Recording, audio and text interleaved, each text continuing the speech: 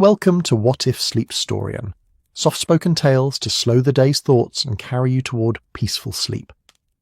Before we begin, tell me where in the world you're listening from tonight, and, if you wish, what's on your mind. I read every note and love keeping quiet company across distances. If this brings you peace, a like and subscribe will help me make more nightbound stories, and if you'd like to support even further, you can buy me a coffee through the link in the description. Now, settle in, get comfortable, and breathe with me as we begin.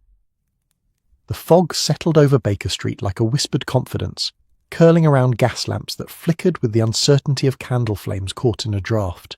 It was the sort of London evening that made stone feel soft and edges blur into suggestion rather than certainty. The air carried that particular weight of late May 1891, coal smoke mingling with the faint sweetness of rain-dampened roses from somebody's window box, the distant clatter of a hansom cab's wheels against cobblestones creating a rhythm that the city seemed to breathe by. Inside 221B, the fireplace muttered to itself, flames dancing orange and gold against the gathering darkness, casting shadows that stretched and yawned across walls papered in a pattern of faded burgundy that had witnessed more silences than conversations. Sherlock Holmes sat in his armchair, the leather creased and moulded to his particular angles from years of restless thinking. His long fingers were steepled beneath his chin, and his grey eyes, sharp as surgical steel, yet distant as fog-shrouded moorland, fixed upon something that wasn't quite there. The room smelled of pipe tobacco, old books, and that indefinable scent of a space where thinking happened at odd hours, where sleep was negotiable and answers were currency. On the table beside him, newspapers lay scattered like autumn leaves, each one marked with pencil annotations in his precise slanting hand. The Times, the Daily Telegraph, the Morning Post, a week's worth of London speaking to itself about matters great and small, about empire and scandal, about the price of coal and the latest theatrical sensation. Watson sat across from him, the doctor's solid presence a counterweight to Holmes's restless energy. The evening edition rested in Watson's lap, though his attention had drifted from the print to his friend's face, reading the familiar signs of preoccupation the way a sailor reads clouds. There was something in Holmes' stillness that suggested motion, like a bow drawn taut but not yet released. The clock on the mantelpiece ticked its patient philosophy. Time passes whether minds race or rest. And somewhere below, Mrs. Hudson's footsteps creaked across floorboards in the rhythm of domestic certainty, carrying tea that would likely grow cold before either man remembered it existed. "You've been staring at those newspapers for 3 days," Watson ventured, his voice carrying the gentle concern of someone who had learned when to speak and when silence served better. "The same pages, marked and remarked. I confess, Holmes, I see nothing in them but the usual London catalogue.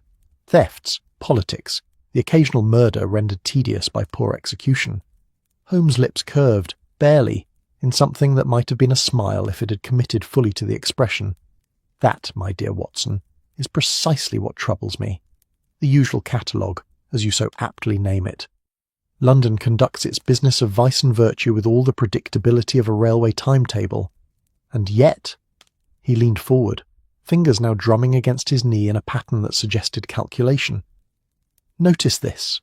The personal advertisements. Tuesday's edition, a notice seeking information about a mathematical theorem, specifically referencing astronomical calculations. Wednesday, an inquiry about a treatise on the dynamics of asteroids left unfinished by its author. Thursday, someone purchasing at considerable expense any notes or papers concerning binomial probability as applied to criminal patterns." Watson frowned, the expression creasing his honest face in puzzlement.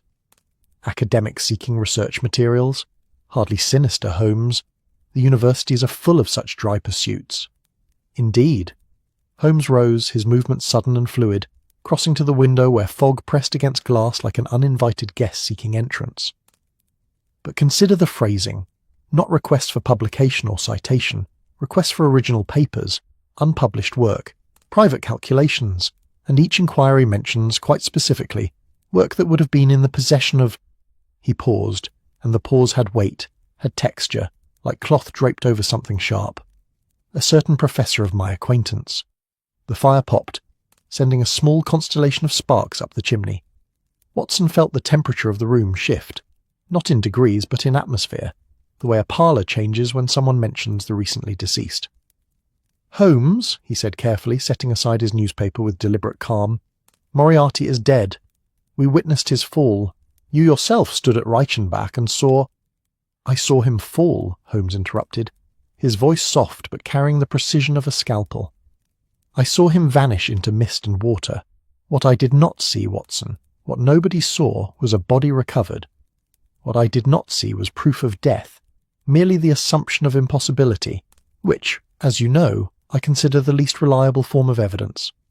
He turned from the window, and his face in the firelight looked carved from something older than flesh, some quality of intensity that made the room feel smaller. 3 months ago I returned to London. 3 months of blessed quiet, of cases both stimulating and safely finite. And now, this week, someone begins seeking the scattered fragments of Moriarty's intellectual legacy. Someone who knows what to ask for. Someone who understands the significance of work that, to any ordinary observer, would appear to be abstract mathematical fancy, with no practical application. Watson stood, his military bearing asserting itself in moments of potential crisis. "You think he survived?" "I think," Holmes said, moving to the table and spreading the newspapers like cards in some elaborate game of patience, "that survival is a relative term. Whether Moriarty's body survived the fall is perhaps less relevant than whether his work survived. His networks, his carefully constructed web of criminal infrastructure, each strand vibrating with purpose, each connection calculated with the precision of, yes, Watson, of orbital mechanics and binomial probability." His finger traced from one circled advertisement to another. These inquiries are placed through different agencies, paid for in different denominations of currency, but they share a common grammar, a particular elegance of phrasing that suggests a mind of considerable refinement. The doctor crossed to examine the papers, his eyes moving over the annotations. The advertisements were indeed innocuous to casual inspection, buried among notices for lost pets, servants seeking positions, gentlemen seeking companionship of the respectable variety. But Holmes had drawn connections between them in red pencil, creating a web of his own that suggested patterns where others would see randomness. "Even if you're right," Watson said slowly, "even if someone is gathering Moriarty's research, surely that could be one of his former associates, some lieutenant attempting to resurrect the organization." "His associates were many, but his intellectual equals were none," Holmes replied, and there was something almost melancholy in the observation, as if the loneliness of genius recognized itself across the gulf of enmity. Moriarty's network functioned because of his singular ability to calculate outcomes, to see the trajectories of human behavior as clearly as an astronomer sees planetary motion. His subordinates were instruments, not architects. They could execute his plans, but never create them. Whoever is seeking these papers understands their value, understands the mind that created them. That suggests— He stopped abruptly, head tilting in the manner of a hound catching scent. Below, the doorbell rang, its brass voice carrying up through the quiet house with the insistence of news that wouldn't wait for morning. Mrs. Hudson's footsteps, quicker now, moved across the entry hall. Voices murmured, hers patient and practised, another's urgent and muffled by distance. Then the stairs creaked under ascending weight, and a knock came at their door, brisk and businesslike. "A telegram, Mr. Holmes," Mrs. Hudson announced, entering with her usual mixture of tolerance and concern for her eccentric tenant. She was a woman of perhaps 50 years, with the sort of face that had weathered life's ordinary storms and found itself still capable of warmth. Delivered by a special messenger, who insisted it was urgent and declined to wait for a reply. She offered the small envelope with a look that suggested she had opinions about telegrams arriving at such hours, but had long ago learned that Baker Street operated by different rules than the rest of London. Holmes took it with a nod of thanks, and Mrs. Hudson withdrew, closing the door with a softness that suggested she knew they'd be up talking until unreasonable hours, regardless of her preferences. The envelope was plain, the address written in block capitals that revealed nothing of the sender's identity, a deliberate anonymity that was itself informative. Holmes opened it with the careful attention he brought to evidence, unfolding the telegram to read the message that comprised exactly 14 words. Watson watched his friend's face, saw the subtle shifts of expression that most would miss, the slight narrowing of eyes, the tension in jaw, The way Holmes's breathing changed rhythm. "What is it?" the doctor asked, though part of him wasn't certain he wanted the answer. Holmes passed him the telegram without comment. Watson read, "Reichenbach remembers, coordinates 46.733 north, 801833 east. The theorem remains unsolved, unsigned." The message sat between them like a chess piece moved into position, waiting for response. Watson looked up from the paper to find Holmes already in motion, crossing to his desk where maps and reference books lived in organised chaos. "The coordinates," Holmes murmured, pulling out a detailed survey of Switzerland, "are precise to within a few metres. Not the falls themselves, but—" His finger traced the topographical lines. A location approximately 300 yards downstream, where a body caught in that particular current might reasonably be expected to lodge if it survived the initial fall intact enough to float. The fire had burned down to embers now, the room growing cooler, darker, more intimate in the way that late evening does when the world outside has surrendered to sleep, but those within persist in wakefulness. Watson felt the old familiar tension, the one that preceded their adventures, half dread, half anticipation, like standing at the edge of a cliff and feeling both the terror and exhilaration of heights. "The theorem remains unsolved," Watson repeated quietly. "What does that mean, Holmes?" "It means," Holmes said, turning from the map with an expression that held both resignation and something that might have been excitement, "that someone wishes me to know they are alive, that they are thinking, and that they consider our previous encounter merely the opening move in a longer game. It means, Watson, that the quiet we have enjoyed these past months was not peace but intermission."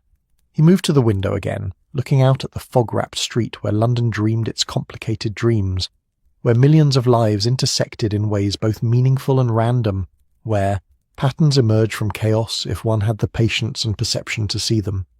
"Moriarty," Watson said, not quite a question. "Or someone who wishes me to believe it is Moriarty," Holmes replied, which in practical terms amounts to the same challenge. Someone of considerable intellect, considerable resources, and considerable interest in renewing our acquaintance. Someone who survived, or knows what survival means. He turned back to his friend, and in the dimness his face held that quality of fierce joy that Watson recognised. The look of a man presented with a puzzle worthy of his full attention. "Pack a bag, Watson. We leave for Switzerland on the morning train. I find myself suddenly curious about what the fools remember, and what theorems remain to be solved." Outside, the fog thickened, wrapping Baker Street in its grey embrace. The gas lamps guttered and glowed, painting halos of gold against the murk. Somewhere a clock struck 11, the bells carrying across rooftops and chimney pots, marking time's passage in a city that never truly slept, but merely changed its dreams. Inside 221B, two men began preparations for a journey that would take them from London's familiar streets back to the Alpine heights where, 3 months prior, the world's most dangerous man had fallen into mist and water and mystery. And in the fireplace, the last ember winked out like a closing eye, leaving only darkness and the soft sound of pages turning as Holmes returned to his newspapers, reading them now not for what they said but for what they carefully, deliberately did not say. The spaces between words where truth sometimes hid, the silences where genius plotted its resurrection. The night settled deeper over London, and the fog kept its counsel, and somewhere in the vast city or beyond it, a mind as brilliant as it was dangerous contemplated its next move in a game that had never truly ended, merely paused to catch its breath before the real work began. The morning train departed Victoria Station with the punctuality that the British railway system wore as a badge of national character, steam billowing into the vaulted iron and glass cathedral of the terminus like incense in some industrial temple. Holmes and Watson settled into their first-class compartment as London slid past the windows in layers. First the soot-stained brick of the city proper, then the emerging green of suburbs where housewives hung washing and children played in narrow gardens, and finally the open countryside of Kent rolling out in its May abundance. Fields stitched together with hedgerows older than memory. The compartment smelled of leather and polish, of other travellers' cologne, and the faint ghost of someone's breakfast kippers. Watson had claimed the forward-facing seat, his medical bag stowed overhead alongside Holmes' smaller valise. Both men travelled light, having learned through experience that complications multiplied with luggage. Holmes sat opposite his long frame, arranged with that particular grace of the naturally restless forced into stillness, his grey eyes fixed on the passing landscape, but clearly seeing something other than sheep and meadows. "You've been silent since we left Baker Street," Watson observed, pulling out his pocket watch to confirm they were on schedule, a habit from his army days that persisted in civilian life like phantom limb syndrome. "I confess I'm uncertain whether to interpret that as concentration or trepidation." Holmes turned from the window, a slight smile playing at the corners of his mouth. "Neither, my dear Watson, merely recalibration. London is a city of 7 million souls, each generating noise, data, if you will, that requires constant filtering. Out here," he gestured at the green world rushing past, "the signal-to-noise ratio becomes more favourable. One can think without the city's persistent demands on attention." He leaned back, fingers steepled in his characteristic pose of contemplation. "Tell me, what do you recall of Reichenbach Falls? Not the dramatic conclusion, but the place itself, the geography." Watson considered, calling up memories that remained vivid despite the 3 months that had passed. Alpine, dramatic. The falls themselves were thunderous. I remember the roar of water, the constant mist that drenched everything within 100 yards. The path was narrow, treacherous when wet. There was a small viewing area where the confrontation occurred. A sheer drop on one side, rock face on the other, not a place one would choose for survival. "And yet," Holmes murmured, "people survive the unsurvivable with remarkable frequency. The human body, when subjected to extremes, occasionally performs feats that defy probability. Add to that a mind like Moriarty's, a mind trained in calculation, in seeing angles and trajectories that escape ordinary perception, and survival becomes less impossible, merely improbable." He pulled the telegram from his pocket, reading it again, though he had surely memorized every word.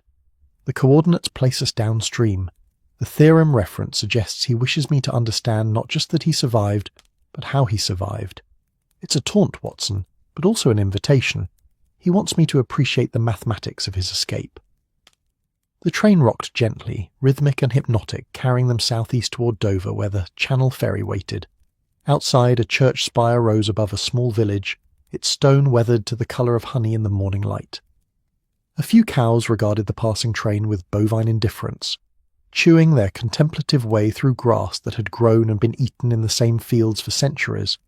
England was ancient here, comfortable with itself, unconcerned with the dramas of men who played deadly games in foreign mountains. "I've been thinking about the newspapers," Watson said after a pause. "The advertisements you marked. If Moriarty, or someone, is indeed gathering his papers, his research, what could they want with such material? The man was a criminal organizer, not an academic. What practical use are theorems and astronomical calculations to someone running a network of thieves and murderers?"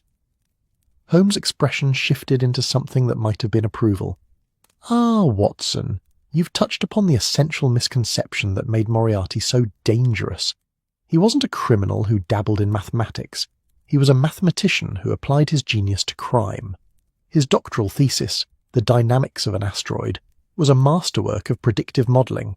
He could calculate orbital trajectories years in advance, accounting for countless variables. Now imagine that same mind applied to human systems, to the flow of goods through a city, the patterns of police patrols, the predictable responses of financial markets to various stimuli. His criminal network wasn't built on intimidation or loyalty, but on mathematical certainty. He could predict, to within narrow margins, exactly how his subordinates would behave, how authorities would respond, where opportunities would emerge. The train slowed as it approached a small station, the platform populated by perhaps a dozen people, waiting with that patient resignation characteristic of provincial rail travel. An elderly woman held a basket that emitted the occasional cluck of chickens. A young couple embraced with the desperate tenderness of temporary parting. A businessman consulted his watch with the irritation of someone for whom delays were personal affronts. All of them unaware that the train now sighing to a halt beside them carried 2 men pursuing the ghost of a genius, travelling toward a confrontation that might already be 3 months too late. "So if he's gathering his papers," Watson continued as the train resumed motion, "he's rebuilding the foundation of his network, the intellectual architecture." "Precisely. or someone is doing so in his name, which presents its own disturbing possibilities. Holmes shifted in his seat, a restlessness that suggested his mind outpaced even the train's considerable speed. "I've sent telegrams ahead, to Swiss authorities, to Lestrade in London, to various contacts in France and Germany. If Moriarty is active again, there will be signs. Crimes with his particular signature, complex, elegant, seemingly disconnected but forming patterns when examined collectively. The sort of thing that appears to be coincidence until one applies mathematical analysis and discovers it's anything but." Dover appeared on the horizon as afternoon approached, the white cliffs rising from the channel with the dramatic flair of natural fortification. The town itself sprawled below, all grey stone and red tile, fishing boats bobbing in the harbour alongside the larger ferry that would carry them across to Calais. The sea smell came through the compartment's ventilation, salt and fish, and that particular marine decay that characterised ports. Everywhere. Gulls wheeled overhead, their cries carrying even over the train's diminishing momentum as it pulled into the station. The channel crossing was choppy, the ferry rising and falling with swells that turned Watson's complexion slightly green around the edges, his sea legs never quite as reliable as his land-based steadiness. Holmes stood at the rail, apparently unaffected by the motion, watching England recede into the grey distance while France emerged ahead, like a promise or a threat, depending on interpretation. The wind carried spray that tasted of brine and distance, and the sky overhead held that peculiar quality of channel weather, neither fully overcast nor clear, existing in perpetual indecision. "I've always found it remarkable," Holmes said, his voice raised slightly against the wind, "how narrow this channel is, yet how profound its significance. 21 miles of water, and yet civilizations divide along its length. Languages, cuisines, legal systems, entire ways of conceptualizing the world, all different because of this modest gulf." He turned to Watson, who had joined him at the rail despite his discomfort. Moriarty understood borders, understood how they could be exploited. A crime committed in England, planned in France, financed through Switzerland, executed by Germans.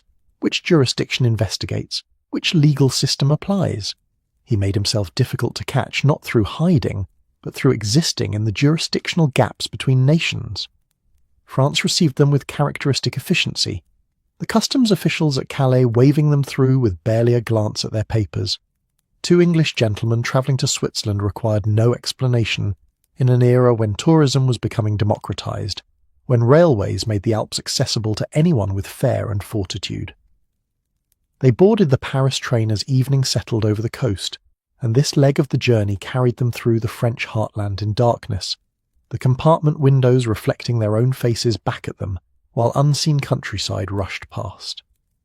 Watson dozed fitfully, his head nodding against the compartment's padded wall, while Holmes remained awake, smoking his pipe despite the railway company's preferences otherwise, watching the darkness and occasionally consulting a small notebook in which he'd been making calculations, trajectories, Watson assumed, or probabilities, the mathematics of pursuit and evasion. They changed trains in Paris at an hour when the city was just beginning to wake, the Gare de Lyon echoing with early morning commerce, porters wheeling luggage, vendors selling coffee and pastries to travellers whose internal clocks had been scrambled by motion. The coffee was strong enough to strip paint, the croissants still warm from some bakery that operated in the perpetual night of commercial baking. Watson ate mechanically, fuel for the body, while his mind tried to reconcile the familiar with the foreign. Paris was close enough to London to feel almost comfortable, yet different enough to remind him constantly that they'd left England's protective certainty behind. The Swiss train departed with the precision of German engineering, Switzerland being a place where railways ran not just on time but on principle, where punctuality was a form of national identity. They travelled southeast through Burgundy, through the Jura Mountains where vineyards clung to slopes at angles that seemed to defy both gravity and common sense, and finally into Switzerland proper as the sun climbed toward noon of their second day of travel. The Alps emerged gradually, first as distant suggestions of height, then as an undeniable presence, snow-capped peaks rising into a sky of such intense blue it seemed artificial, as if God had overdone the colour mixing. The air changed as they gained elevation, becoming crisper, cleaner, carrying scents of pine and snowmelt and that particular freshness that exists only at altitude where human presence hasn't yet complicated the atmosphere. Villages appeared and disappeared, clusters of chalets with carved wooden balconies and window boxes beginning to show spring flowers, geraniums and edelweiss and other hardy specimens that could tolerate the mountain temperament. Watson felt his spirits lift despite the mission's dark purpose. There was something restorative about mountains, something that put human concerns into proper perspective. Cities were human scale, comprehensible, navigable by human logic. Mountains were other, ancient, indifferent, operating by geological timescales that made human dramas seem brief as mayfly dances. I had forgotten how beautiful it was, he admitted, watching a waterfall cascade down a rock face, its white foam catching sunlight and transforming into brief rainbows. Even knowing what happened here, it's difficult not to appreciate the scenery. Beauty and danger often coincide, Holmes replied. Mountains kill the careless with the same indifference they display toward the careful. That waterfall you're admiring could sweep a man away as easily as it decorates the landscape. Moriarty chose this place deliberately. Remote, treacherous, defensible. A location where the environment itself became a weapon in our confrontation. They arrived in Meiringen late afternoon. The small alpine village looking much as Watson remembered it. Picture postcard Swiss, all dark wood and white plaster, window shutters painted in cheerful colours, the sound of cowbells drifting down from higher pastures. The inn where they'd stayed before still stood, the Englischer Hof, its proprietor recognising them immediately despite the months that had passed. Herr Holmes, Dr. Watson. The man's face showed complicated emotions. Pleasure at their return, concern about what it might mean, curiosity carefully restrained by Swiss discretion. We did not expect to see you again so soon. Your usual rooms are available if you wish. Them. That would be excellent, thank you, Holmes said, and Watson heard the weariness in his friend's voice. 2 days of travel catching up even with that formidable constitution. We'll want dinner sent up, and I'll need to speak with the local guide who knows the Reichenbach area well. Can you arrange that? Naturally. Peter Steiler knows every path and rock face within 20 kilometres. I will send it to him after you've had time to rest and refresh yourselves. Their rooms were exactly as Watson remembered. Simple, clean, with that particular Swiss efficiency that made even modest accommodation feel somehow luxurious through sheer attention to detail. The beds were firm, the linens crisp, the windows opened onto a view of peaks that seemed close enough to touch. Watson stood at his window, watching the light change on the mountains as evening approached, the snow turning rose and gold and finally deep purple as the sun sank behind western ridges. Dinner was local, rusty and sausage, cheese that had a tang of the high pastures where cows produced it, bread dense and dark and satisfying. They ate mostly in silence, both men tired from travel, both aware that tomorrow would bring them to the falls, to the place where death had been assumed and might now be questioned. Peter Steiler arrived as they were finishing their meal, a man in his 40s with the weathered face and capable hands of someone who earned his living from the mountains. His English was accented but fluent, and his eyes held the particular sharpness of those who read weather and terrain for survival rather than recreation. Herr Holmes, he said, accepting the chair and wine Watson offered, you wish to return to Reichenbach Falls. May I ask why? It is not a pleasant place for you, I think. Unpleasant, perhaps, but necessary, Holmes replied. I need to examine the area downstream from the falls, approximately 300 yards based on the current strength I observed in May. There should be a place where debris might lodge, where something, or someone, caught in the current might come to rest. Steiler's expression grew troubled. You think someone survived that fall? Herr Holmes, I have seen what Reichenbach does to those who underestimate it. The force of water, the rocks, the cold. It is not survivable. And yet bodies aren't always recovered, Holmes said quietly. Mine wasn't, and I assure you I survived my dive into the falls. What happened to Professor Moriarty's body? The guide's face shifted through several emotions before settling on reluctant admission. It was never found. We searched for 3 days, but the meltwater was high, the current strong. We assumed, hoped perhaps, that it had been carried far downstream beyond our search area. To think otherwise is... He trailed off, superstition and rationality warring in his expression.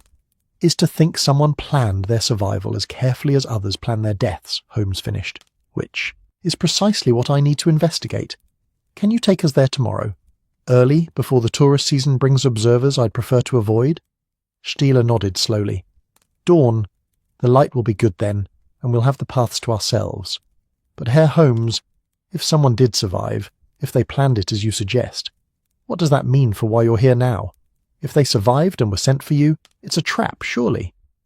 Watson felt the same concern but stayed silent, watching Holmes's face in the lamplight. His friend smiled, that thin, dangerous smile that appeared when the game became truly interesting. Undoubtedly a trap, Herr Stieler. The question is whether the trap is designed to catch me, or whether I'm meant to be a witness to something else entirely. Either way, the only method of discovering which is to spring the trap and see what happens. Science, after all, requires experimentation. The guide departed shortly after, promising to return at dawn with suitable equipment for rough terrain. Watson and Holmes sat in the gathering darkness, the room lit now only by a single lamp and the ambient glow from outside where the village settled into its nightly routine. Somewhere a dog barked, answered by another farther away. A horse's hoofs clattered on stone, probably pulling some late wagon. The mountains loomed invisible in the darkness, felt rather than seen, their massive presence a reminder that human dramas played out against backdrops that predated civilizations and would endure long after they crumbled. You should rest, Watson, Holmes said quietly. Tomorrow will require stamina. And you? I'll rest when I understand what we're walking into. For now I have calculations to complete, trajectories to map. If Moriarty survived, he did so through planning, not luck. I need to think like him, see the problem as he would have seen it, not as an ending, but as a beginning that requires appearing to end. He pulled out his notebook, began sketching diagrams by lamplight. The mathematics of falling bodies, the fluid dynamics of turbulent water, the human body's structural limits under compression and impact, all solvable, given sufficient information and time to calculate. Watson left him to it, retiring to his own room where sleep came slowly despite exhaustion. His dreams, when they finally arrived, were of falling, not the terror of involuntary descent, but the strange freedom of choosing to fall, of seeing the water rush up and knowing that survival depended not on fighting, but on understanding, on calculating angles and forces and finding the one trajectory that led through death to the other side. He woke to pre-dawn grey, dressed quickly, and found Holmes already prepared, looking as if he'd slept not at all or perfectly, the two states being sometimes indistinguishable in that unique constitution. They ate breakfast in silence, bread and jam and coffee strong enough to wake the dead, which seemed appropriate given their destination. Stieler arrived as promised, carrying rope and climbing equipment, his expression still troubled but resigned. The path to the falls is wet this time of morning, he warned. Mist and dew. We must be careful. They set out as the sun was just touching the eastern peaks, painting them gold while the valley below remained in shadow. The path climbed steadily, following the Reichenbach River as it cascaded down through forest and meadow, growing louder as they approached the falls proper. Birds sang their morning declarations of territory and desire. The air smelled of pine resin and wet stone, and that peculiar mineral scent of mountain water. And then, rounding a final bend, the falls revealed themselves, a white fury of water plunging 250 meters into a cauldron of mist and thunder, the sound washing over them like physical force, the spray creating rainbows in the morning light. Watson felt his chest tighten, memories flooding back, the confrontation, the struggle, the terrible moment when Holmes had vanished into that maelstrom and Watson's world had ended, briefly before miraculous resurrection. Holmes stood at the edge, staring not at the falls but past them, downward, calculating. There, he said, pointing. The current curves east around that outcrop. Anything caught in the main flow would be forced into that channel, and 300 yards beyond, do you see, Watson, where the river widens and the flow calms, there's a natural catch basin, rocks arranged almost like a net. Watson looked, saw what Holmes indicated, a place where the river's violence transformed into something slower, where debris might indeed accumulate rather than being swept onward to the valley floor miles below. We need to go down there, Holmes said. Whatever secrets the falls remember, they'll be written in that place. Shall we see what the professor left behind, what message he's inscribed in stone and water for those capable of reading it? They began their descent, Steele leading, Holmes following, with the confidence of someone who trusted calculation over instinct, Watson bringing up the rear and wondering, not for the first time, why he continued to follow this extraordinary man into danger that by all rights should have ended them both months ago. The fools thundered behind them, indifferent as always, keeping whatever secrets the dead, or the supposedly dead, had left in their keeping. The descent took 2 hours of careful navigation, rope work and concentrated silence, broken only by Styler's occasional warnings about loose rock or treacherous footing. The roar of the falls diminished gradually as they worked their way downstream, following the river as it transformed from violent cascade to merely aggressive rapids, the water white and churning but no longer possessing that apocalyptic fury that characterized Reichenbach's main drop. The catch basin Holmes had identified from above proved even more dramatic at ground level, a natural amphitheatre of stone where the river widened and slowed, where boulders the size of carriages created eddies and pools, where anything caught in the upstream violence would eventually come to rest. The rocks were slick with moss and spray, and the morning light filtered through overhanging trees created a cathedral atmosphere, dim and cool and somehow ancient despite the water's constant renewal. Holmes moved immediately to the rocks, examining them with the focused intensity Watson recognized from countless crime scenes. His long fingers traced patterns in the stone, felt for irregularities, searched for what eyes alone might miss. Steele watched with the bemused tolerance of a man who had seen many English eccentricities but never quite grown accustomed to them. "Here," Holmes said after perhaps 20 minutes of systematic searching.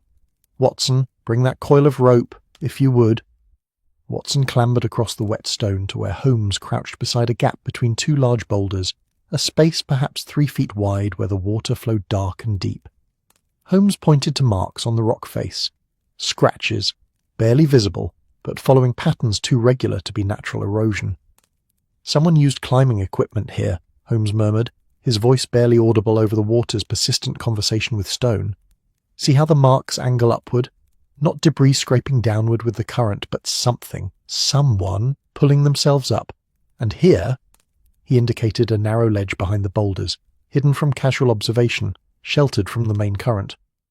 A space large enough for a man to wedge himself, to wait out the immediate danger, to breathe and plan the next move.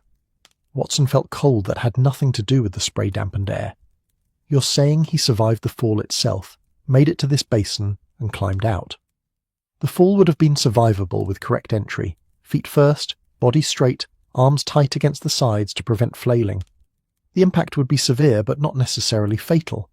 The greater danger would be drowning in the turbulence, being battered against rocks, succumbing to cold. But if one reaches this basin conscious and capable of movement, yes, survival becomes possible. Improbable, certainly. Requiring extraordinary presence of mind and physical capability, absolutely. But it's possible. Holmes stood, surveying the entire area with renewed understanding. He would have had perhaps minutes before hypothermia became irreversible, but those minutes, for a mind like Moriarty's, would be sufficient to execute a plan formulated before the fall itself. He came here knowing he might need to survive it. Steele had gone pale. "Mein Gott, you are saying this professor, this criminal, he calculated how to survive such a fall? That is madness." "Madness," Holmes agreed, "and genius. The two often share lodgings. Help me search the area. Anything unusual, any evidence of recent human presence. He would have needed to rest, to recover enough strength to continue. There will be signs." They searched for another hour, the morning advancing toward noon, the light shifting as the sun climbed above the eastern ridges. It was Watson who found the next clue, a small cave, barely worthy of the name, really just a deep recess under an overhanging rock face perhaps 40 yards from the catch basin, concealed behind a screen of mountain laurel that had grown dense with spring. Inside, the evidence of occupation was minimal but unmistakable. Stones arranged for a fireplace, though no fire had been lit, too visible, too risky. Marks in the dirt floor suggesting someone had lain here, and wedged into a crack in the rock a small waterproof pouch of the sort climbers use to protect documents and matches. Holmes opened it with hands that trembled slightly. Not with fear, Watson thought, but with the anticipation of confirmation, of theory transforming into fact. Inside were 3 items: a letter sealed with wax that bore no crest or mark, a chess piece, Black King, identical to the one delivered to Baker Street, and a small notebook filled with mathematical notations that meant nothing to Watson, but caused Holmes's face to become very still, very focused. He opened the letter, read it in silence while Watson and Styler waited. When he finished, Holmes passed it to Watson without comment. The handwriting was precise, angular, the prose style matching, efficient and slightly mocking. My dear Holmes, if you are reading this, then my calculations regarding your intellectual persistence have proven accurate. I confess to some uncertainty, a 73% probability that you would pursue this investigation, factoring in your emotional attachment to certainty and your constitutional inability to accept ambiguity in matters of mortality, specifically mine. The Fool was survivable.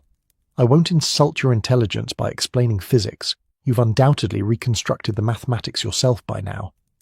What may interest you more is the why. I could have fled before our confrontation, dissolved into the networks I've spent decades constructing. Instead, I chose Reichenbach. I chose the appearance of mutual destruction because it served multiple purposes. It ended official pursuit of my person. It created a martyrdom mythology useful for maintaining loyalty among subordinates who might otherwise have scattered. And most importantly, it gave me time. Time, Holmes, to rebuild from first principles. My previous network was compromised. By you primarily, though I acknowledge some structural flaws in delegation that your investigation revealed. But a truly adaptive system learns from failure. I am learning, I am rebuilding, and this time the architecture will be perfect. I leave you this letter as courtesy between adversaries and as an invitation. The game continues, though the board has expanded. Where previously my operations focused on London, I now think continentally. The telegraph wires hum with opportunities. The railway lines carry not just goods but possibilities. The financial systems connecting European capitals create vulnerabilities that a mind trained in network dynamics can exploit with surgical precision. You will find evidence of my work in the coming weeks. I leave traces deliberately, not from carelessness, but from the desire to see if you can perceive the patterns. Think of it as a tutorial, Holmes. I'm teaching you to see as I see, to understand that crime need not be crude violence but can be architecture, elegant and self-sustaining. The coordinates I sent were test 1. Could you calculate survival probability from insufficient data? You passed. There will be other tests. Some you will recognize, some you will miss entirely until much later, when the consequences become apparent. Either outcome entertains me. I remain, as always, your most devoted adversary. Mem Watson finished reading and looked up to find Holmes staring at the falls visible through the cave entrance, his expression unreadable.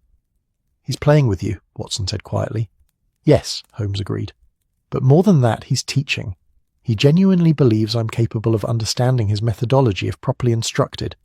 It's perhaps the closest thing to a compliment he's capable of offering. He turned from the falls, his face now showing something complex, anger and fascination warring for dominance. He mentioned evidence of his work appearing in the coming weeks. This letter was left months ago, which means whatever he's planned is already in motion. We need to return to London immediately, but first, he pulled out the notebook, began photographing pages with a small camera he'd brought specifically for evidence documentation. We need to understand what these calculations describe. They're not random. Moriarty doesn't do random things. These are blueprints for something. They made the climb back to Meiringen more quickly than the descent, urgency overriding caution, though Styler muttered constant warnings about haste being the mountain's favourite killer. By late afternoon they were back at the Englischer Hof, Holmes immediately composing telegrams while Watson arranged their departure. A night train to Paris, connections through to London, the fastest route possible, though it would still consume 2 days of travel. The telegrams went to Lestrade, to Mycroft Holmes at the Diogenes Club, to various other contacts whose names Watson recognised and some he didn't. All asked the same essential question. Had there been crimes in the past 3 months matching certain mathematical signatures? Multiple seemingly unrelated incidents occurring in sequence, each individually explainable, but together forming patterns suggesting coordination? The replies began arriving even before they departed Meiringen, forwarded to the train station where they waited for the Paris Express. Lestrade confirmed a series of puzzling art thefts across London. Nothing major, pieces taken from private collections, but the pattern of targeting suggested knowledge of insurance schedules and security rotations that shouldn't be accessible to ordinary criminals. Mycroft's telegram was more concerning. Diplomatic pouches had been compromised in 3 different embassies, the breaches so subtle they were only discovered through random audit, the information stolen seemingly random but potentially valuable to someone with comprehensive understanding of European political dynamics. The train journey back became a working session, Holmes spreading newspapers and telegram copies across their compartment table, constructing what he called a probability map, connecting incidents across London, Paris, Vienna, Berlin, showing how each individual crime, while modest in scope, contributed to some larger pattern not yet fully visible. "Look here," Holmes said as they crossed into France, the darkness outside their window absolute except for occasional village lights. May 15th, a bank manager in Vienna receives a fraudulent transfer authorization, by itself unremarkable. But on May 16th, a diplomatic courier in Paris was delayed 6 hours by a carriage accident that investigations suggest was staged. May 17th, a gallery owner in Berlin discovers a painting's provenance documents have been altered. Separately, these are minor incidents, but observe, his finger traced lines between cities on a map he'd sketched. The Vienna bank holds accounts for the French diplomatic service. The Paris courier was carrying documents related to Austrian trade negotiations.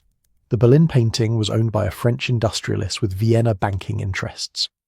Watson studied the map, seeing connections emerge like stars forming constellations. Are they all related to French-Austrian financial relations? More specifically, to destabilize those relations in ways that create opportunities for currency speculation. If one knew in advance that certain trade negotiations would fail, that certain diplomatic initiatives would be compromised, one could position oneself to profit enormously from the resulting market movements. And Moriarty's background includes not just mathematics but economics. His thesis on asteroid dynamics was actually a paper on predictive modelling of complex interdependent systems. Financial markets are precisely such systems. They arrived in Paris at dawn, changed trains with barely time for coffee, French coffee, brutal and magnificent, consumed standing at a station cafe while porters transferred their luggage. Watson bought newspapers, French and German publications Holmes had requested, adding to the growing pile of documentation that transformed their compartment into a mobile investigation room. The pattern became clearer as they travelled.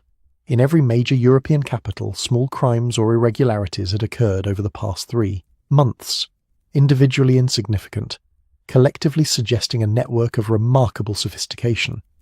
Insurance fraud in London, customs documentation altered in Marseille, banking irregularities in Frankfurt, telegraph messages intercepted in Brussels, each incident calculated to create instability, uncertainty, opportunity for those positioned to exploit advanced knowledge.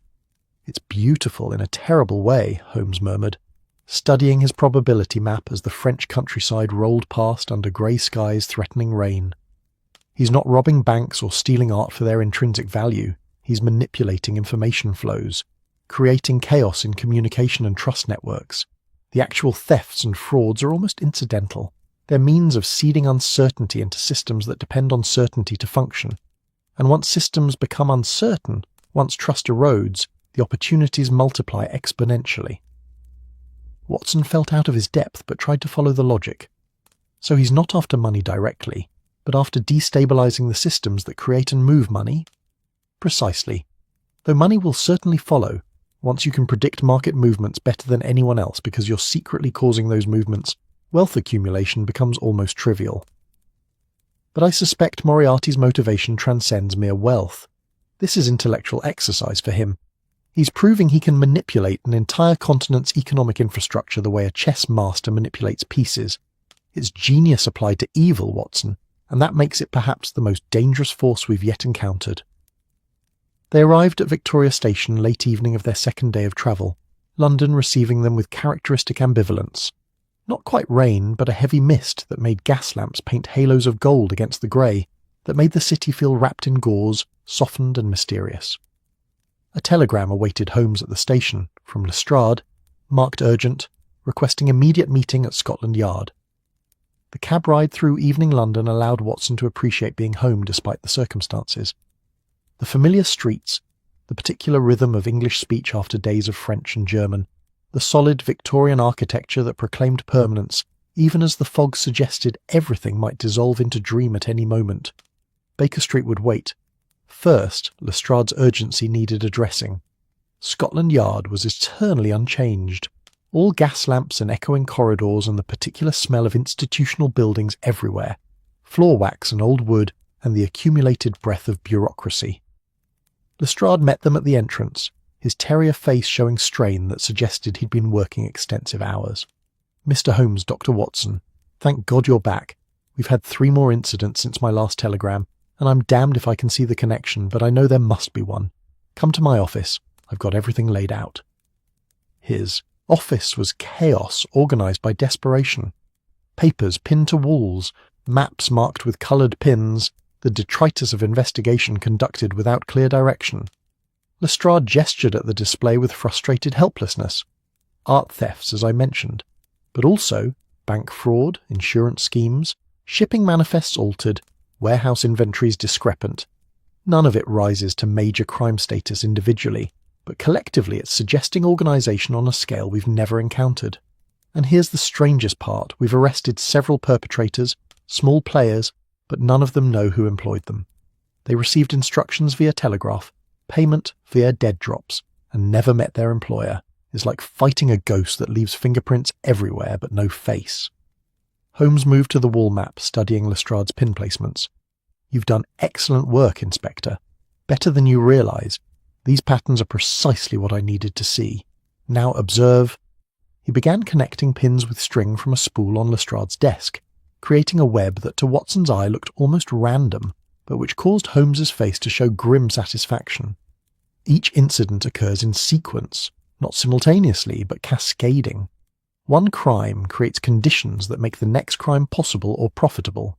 It's a chain reaction, Lestrade.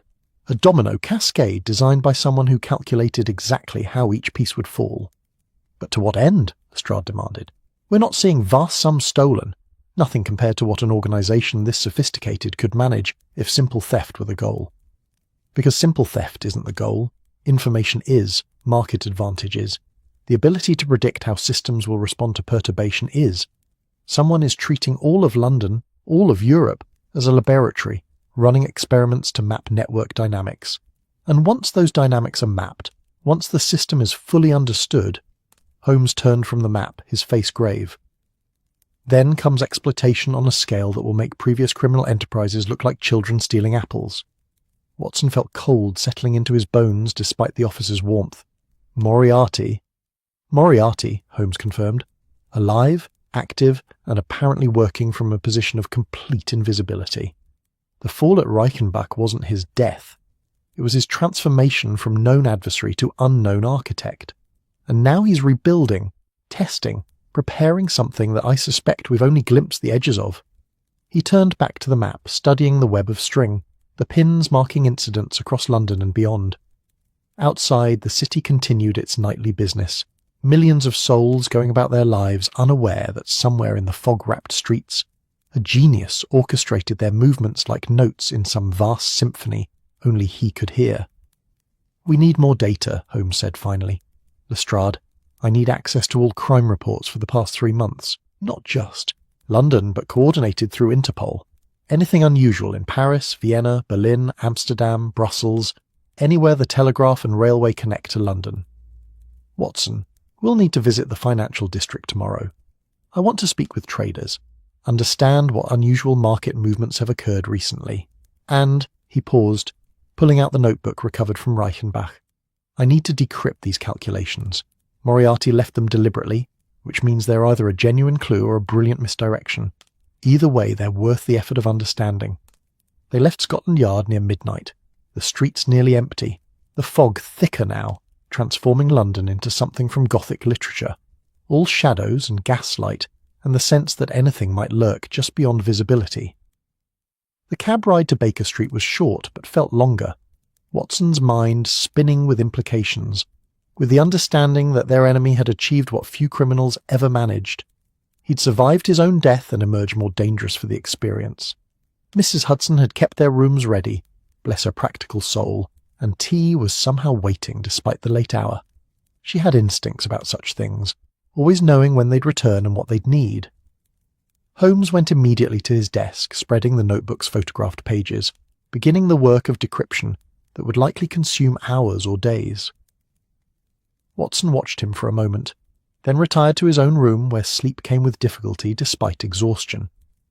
His dreams were of webs, vast, intricate, spanning continents, each thread vibrating with significance, and somewhere at the centre, invisible but present, a spider who calculated trajectories and laughed at falls that would kill ordinary men. The game, as Moriarty had promised, was continuing, and they were only beginning to understand its scope. Morning came to Baker Street with the reluctant grey light characteristic of London in early summer, when the city seemed uncertain whether to commit to sunshine or retreat back into its preferred state of overcast contemplation. Watson woke to the sound of violin, not the screeching chaos that sometimes emerged when Holmes wrestled with particularly vexing problems, but rather a slow, melancholic piece that suggested his friend had either solved something or surrendered to temporary defeat. The music drifted through the walls like smoke, baroque in structure, mournful in execution. Watson dressed and emerged to find Holmes still in yesterday's clothes, the notebook pages spread across every available surface.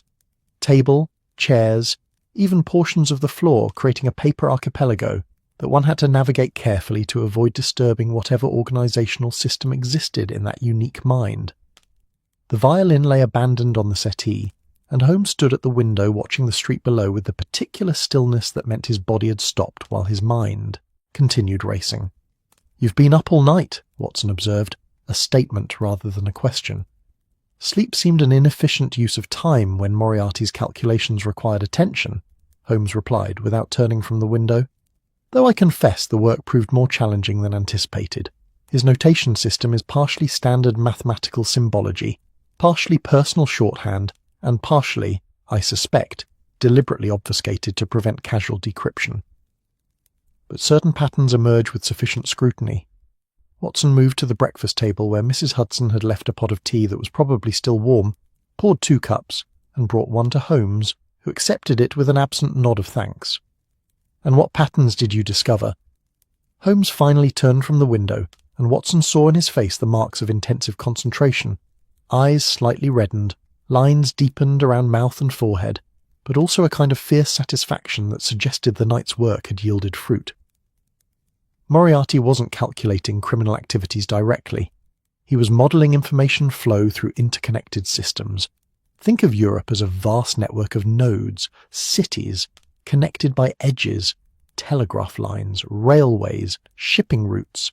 Information travels along these edges at measurable speeds with predictable delays.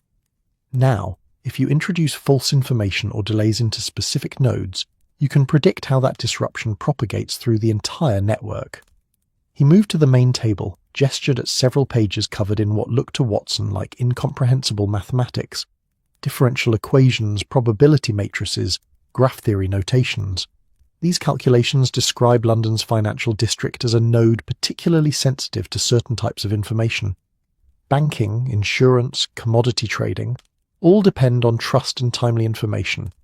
Introduce uncertainty about, say, Austrian bond stability, and you create opportunities for someone who knows that uncertainty is artificially created and therefore temporary. Watson sipped his tea, trying to follow. So he's calculating how to manipulate markets by controlling information flow? Not just markets, everything. Consider, a diplomatic pouch delayed in Paris creates uncertainty about trade negotiations, which affects commodity futures in London, which influences insurance rates for shipping, which changes investment patterns in Berlin banking. It's all connected, Watson. Moriarty has apparently spent his months of invisibility mapping these connections with mathematical precision, and now, Holmes tapped one particular page, he's testing the model. Each small crime we've documented is actually an experiment. He introduces a perturbation, observes how the system responds, refines his calculations based on results. That's, Watson searched for words, that's terrifying. You're describing someone who can manipulate an entire continent's economy like a puppet master. Yes and no. His power is limited by information quality and system complexity. He can't control everything. Systems this large have inherent unpredictability. But he can create conditions that make certain outcomes more probable, and if you can shift probabilities even slightly in your favour across enough transactions, the cumulative advantage becomes enormous. Holmes drained his teacup, set it down with deliberate care. The question becomes, what is he building toward? These aren't random experiments. There's an ultimate objective, some culminating application of this research, and I suspect that objective will reveal itself soon. Moriarty's not patient by nature, merely methodical. He'll want to deploy his perfected system before variables shift enough to invalidate his calculations. A knock at the door interrupted further speculation. Mrs. Hudson announced Lestrade, who entered looking even more haggard than the previous evening, carrying a folder thick with additional reports. "Mr. Holmes, we've had another incident. Rather, several incidents, all last night, all coordinated." He spread papers across the only clear section of the table remaining. An art courier robbed in Bloomsbury, minor Rembrandt sketch taken. A fire at a warehouse in Suffolk. Suspicious origin, but contained before major damage. And here's the strange bit. A telegraph line cut between the city and Westminster, repaired within hours but disrupting financial communications during the morning trading window. Holmes seized the papers, scanning them with rapid intensity. "Timestamps, Lestrade. I need precise times for each incident." The robbery was shortly after midnight. Fire reported at 2:17 a.m. Telegraph line discovered a cut at 8:05 this morning when markets opened. "Perfect," Holmes murmured, and Watson heard both admiration and anger in the word. "Look at the sequencing. The robbery and fire are distractions, creating police activity in areas away from the financial district. Meanwhile, during the chaos of response, someone accesses the telegraph lines. By morning, when trading begins, there's a brief window where certain communications are disrupted while others flow normally. Anyone positioned to know which communications are affected could exploit that asymmetry for enormous profit." Lestrade's face showed dawning horror. "You mean someone made money from our own investigation tying up resources?" "Precisely, though I suspect the profit motive is secondary to data collection. Moriarty's testing how quickly the system adapts to disruption. How long before alternate communication routes are established? How do traders respond to uncertainty? What market movements result from temporary information asymmetry? Each answer refines his model, making his next intervention more precise." Holmes stood, pacing now with that restless energy that meant decisions were forming.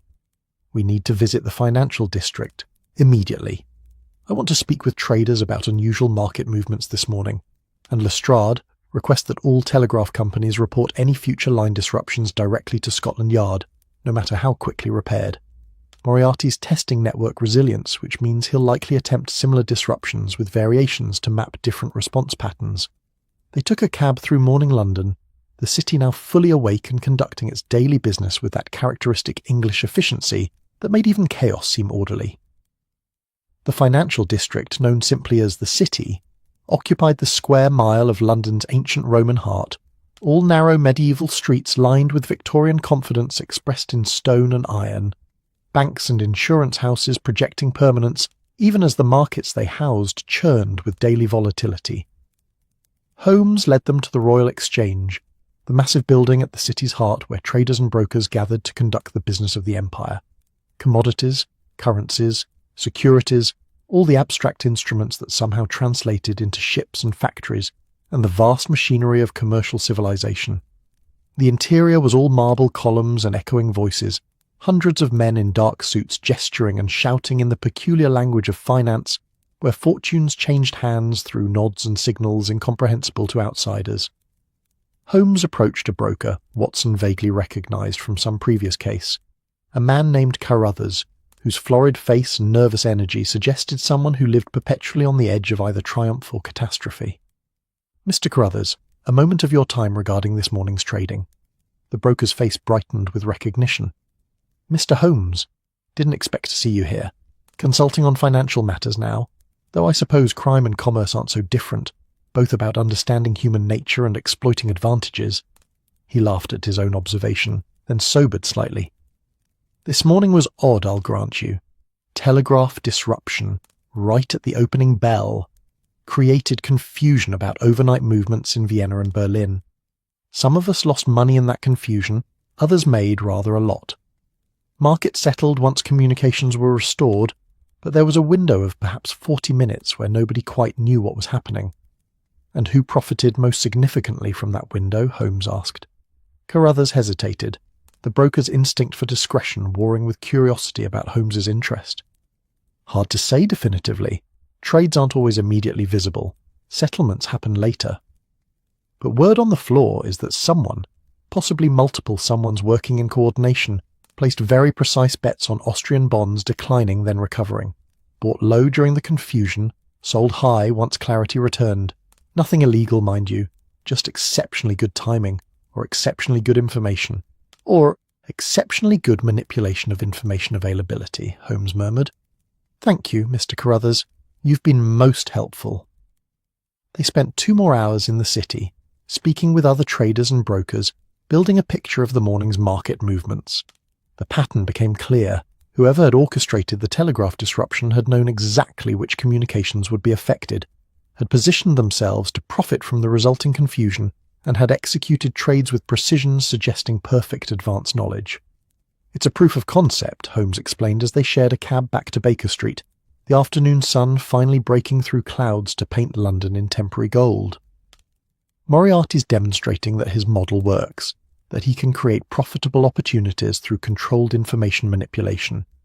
This morning's profit was likely modest in absolute terms, a few £1,000s perhaps, but the principle is proven. Scale this up, coordinate across multiple markets simultaneously, and the potential returns become staggering. Watson felt the weight of implications. So what do? We can't guard every telegraph line, can't prevent every market manipulation. If he's made himself invisible and works through intermediaries, how do we even begin to counter this? We think like he thinks, Holmes replied. Moriarty operates mathematically. Everything is calculation, probability, predicted outcome. That means his actions aren't random but follow logical patterns determined by his model. If we can understand the model's parameters, we can predict where he'll strike next, what experiments he still needs to conduct. The notebook gives us insight into his thinking. These aren't just abstract calculations, they're a research program, and research programs have structure, progression, and ultimate goals. Back at Baker Street, Holmes returned to the notebook with renewed focus, this time approaching it not as a cipher to be cracked, but as scientific paper to be understood. Watson watched him work through the afternoon and into evening, occasionally muttering observations, sometimes sketching diagrams that tried to visualize the mathematical relationships Moriarty had encoded. Dinner arrived and was consumed mechanically. Mrs. Hudson cleared plates with the resigned patience of someone accustomed to her lodger's eccentricities.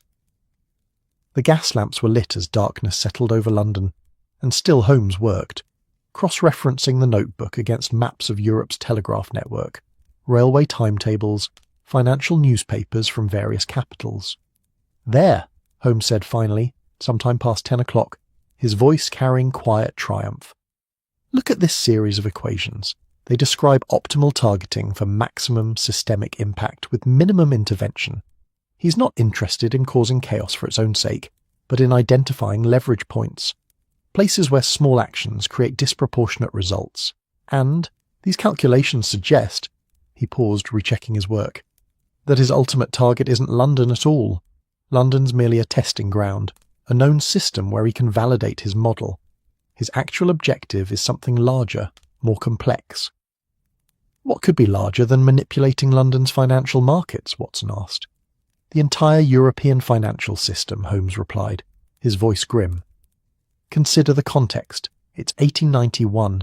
Europe is interconnected economically but fragmented politically. The telegraph and railways have created unprecedented integration, but the systems aren't yet mature and aren't yet robust against sophisticated attack. Banks in different nations settle accounts through complex webs of trust and credit. A sufficiently large disruption in the right location could cascade across national boundaries, and Moriarty's calculations suggest he's identifying exactly where and how to create such disruption. Watson felt his mouth go dry. You're talking about financial collapse, not just theft but systemic failure. I'm talking about someone who understands that the greatest power isn't accumulating wealth, but controlling the systems that create and distribute wealth. If Moriarty can trigger a financial panic while positioning himself to profit from the chaos, buying assets at collapsed prices, acquiring controlling interests in destabilized institutions, he emerges not just wealthy but economically powerful on a scale that transcends ordinary crime.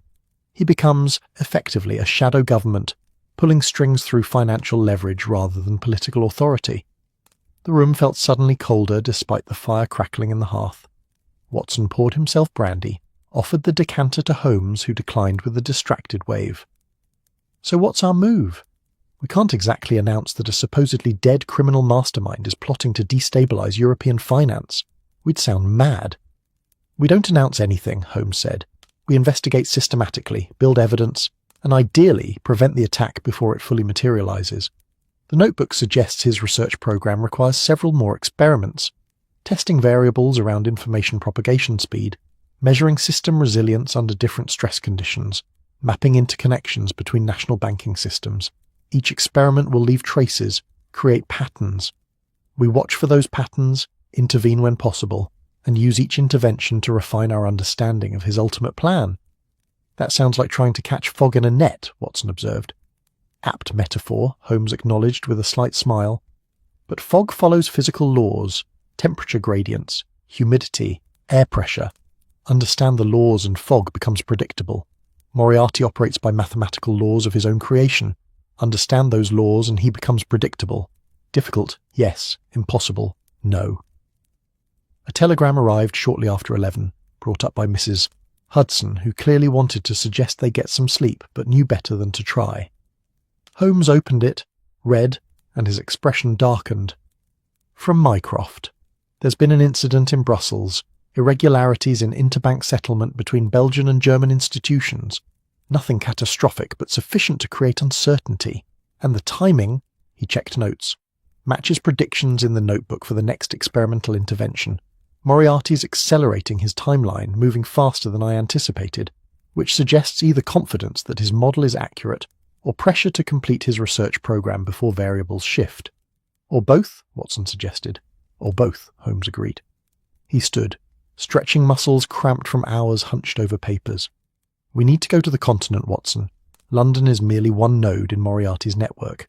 To understand the full scope of his planning, we need to see the other nodes, the connections between them. Brussels first, then Vienna, possibly Berlin. Following his experiments as they occur, building our own map of his targeting logic." Watson thought of the comfortable bed waiting in his room, the prospect of normal sleep and normal mornings. Then he thought of Moriarty's letter, the mocking invitation to understand, the challenge implicit in every calculated crime. "When do we leave?" "Tomorrow morning. Early train to Dover, then the continent. Pack for extended travel. I suspect we'll be moving frequently, following the pattern of incidents across Europe. And Watson—" Holmes turned from the window where he'd been gazing at London's nighttime sprawl, the million lights that represented millions of lives, all unknowingly depending on systems that someone brilliant and malevolent was learning to manipulate. "Thank you for continuing to follow me into situations that by all reasonable measure should have ended badly at Reichenbach, for trusting that this pursuit has meaning beyond my personal obsession with a nemesis who refuses to stay dead." "Someone has to keep you from getting killed through brilliant stupidity," Watson replied with affection that masked genuine concern. "Besides, if Moriarty succeeds in whatever he's planning, it affects more than just you. This is about preventing harm on a scale we're only beginning to understand." Holmes nodded, returning to his papers for final review before attempting to sleep. Watson retired to his room, packed a bag with the practiced efficiency of someone who'd done this many times before, and lay down knowing sleep would be difficult. His mind kept returning to the notebook, to calculations that described human systems as if they were clockwork, to a man who'd survived falling into thunderous water through sheer application of physics and willpower. Outside, London settled into its nightly rhythms, the distant sound of elate carriages, the occasional policeman's whistle, the city's heartbeat continuing as it had for centuries, unaware that somewhere in the shadows, mathematical genius plotted its manipulation for purposes both intellectually fascinating and morally abhorrent. The game was indeed continuing, expanding beyond London to encompass an entire continent, and they were about to follow it into territory where the rules were still being written, where the outcome remained uncertain, where every move mattered, and mistakes could cascade into catastrophe, measured not in individual lives but in systemic collapse. Watson eventually slept, fitfully, dreaming of networks and nodes, of information flowing along invisible lines, of a spider at the centre of a web that spanned from London to Vienna to Berlin, patient and calculating, waiting for the moment when all variables aligned and the perfect crime could be executed with mathematical certainty. Tomorrow they would board a train toward that web's heart.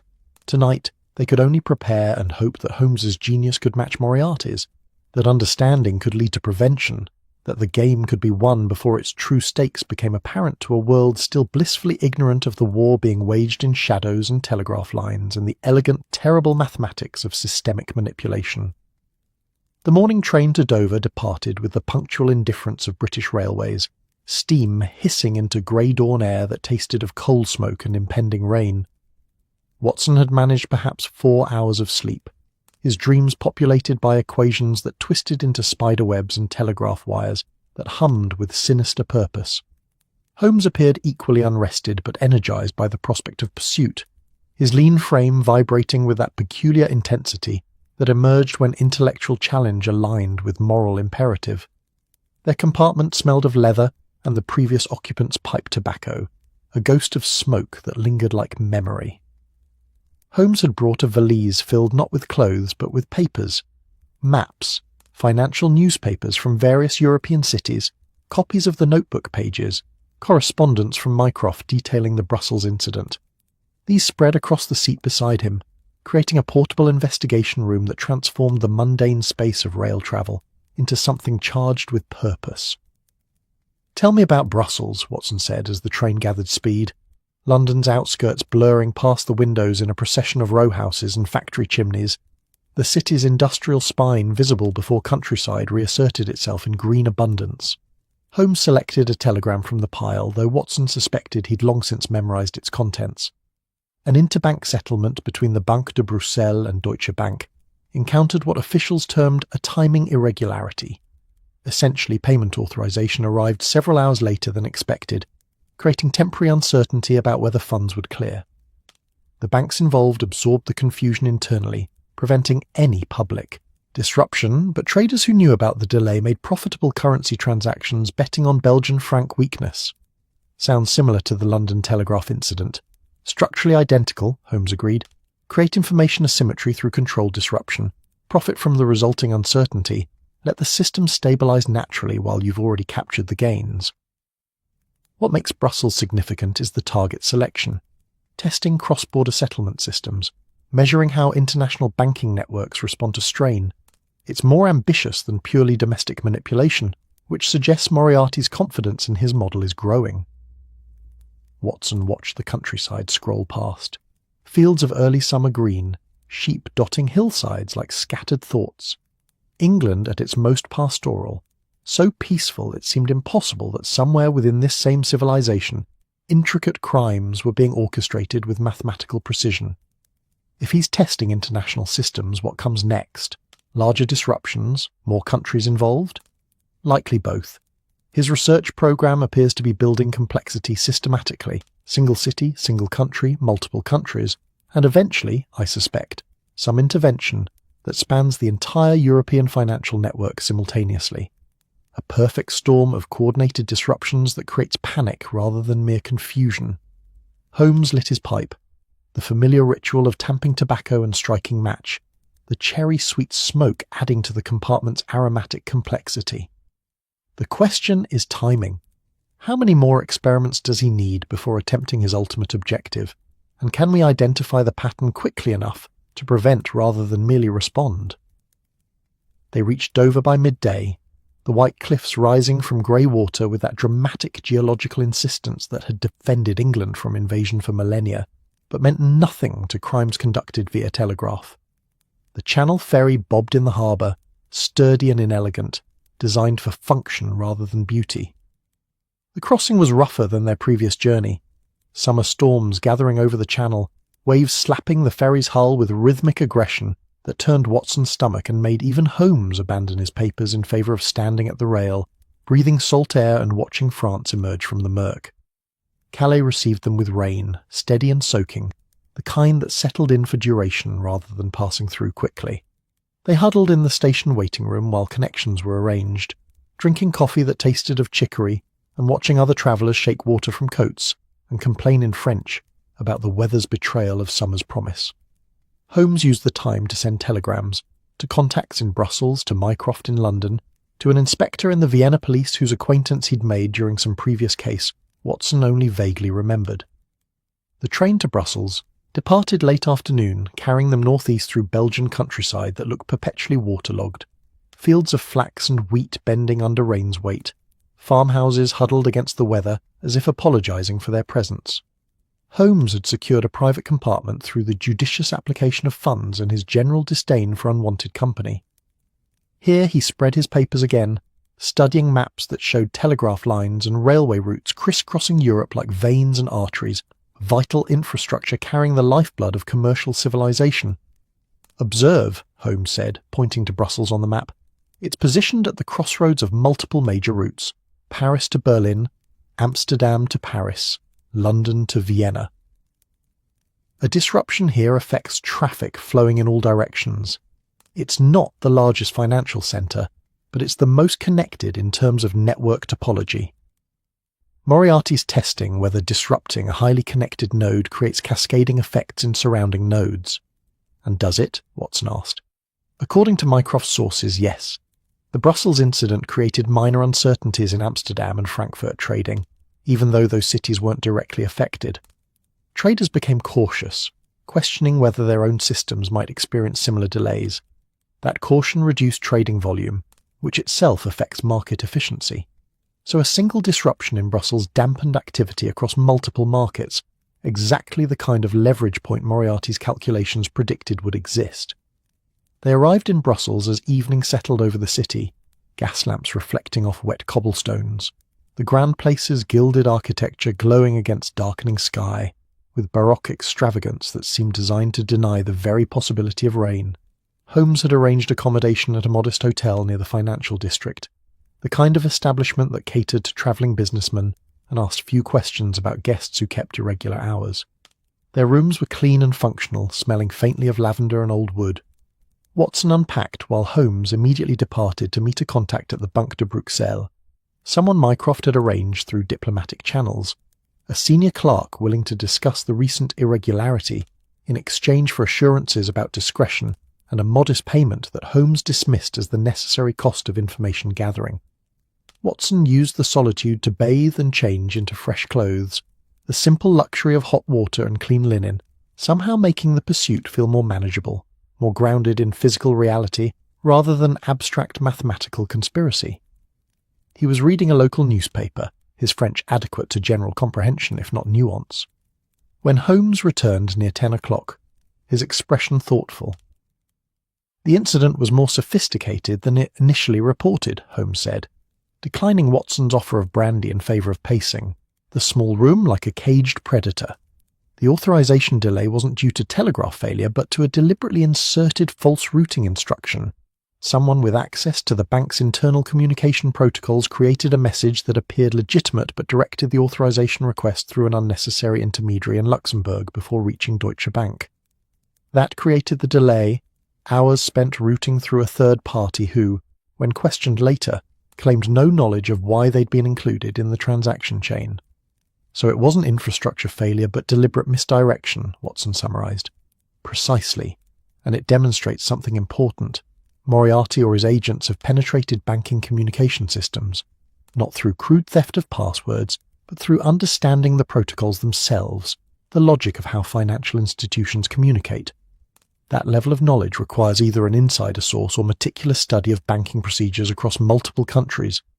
Holmes stopped pacing, stared out the window at Brussels' rainy night. "We're not dealing with a criminal network in the traditional sense, thieves and enforcers and the usual apparatus of organised crime.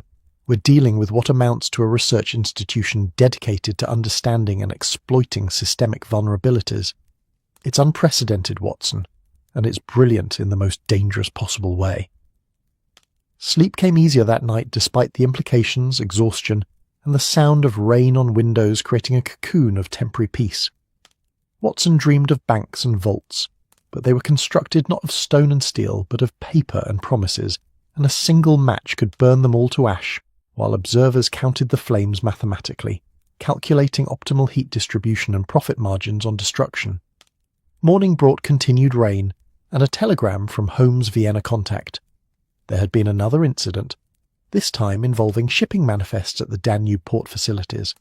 Cargo documentation had been altered in transit, creating confusion about which goods belonged to which trading houses, resolved only after several hours of cross-checking physical inventory against bills of lading. The incident seemed minor, quickly corrected, but it matched the pattern. Controlled disruption, information asymmetry, opportunities created for those positioned to exploit advanced knowledge. Vienna next, Holmes declared over breakfast of dark bread and stronger coffee than Watson preferred. We're following his experimental trail, documenting each intervention, building our own model of his research program. Eventually the pattern will reveal his ultimate objective, the culminating application he's building toward. They departed Brussels by midday train, heading southeast through the Ardennes forest, where medieval castles crumbled picturesquely on hilltops, and the rain finally ceased, replaced by watery sunshine that turned the landscape into something from a fairy tale rather than modern Europe conducting its business of industry and finance.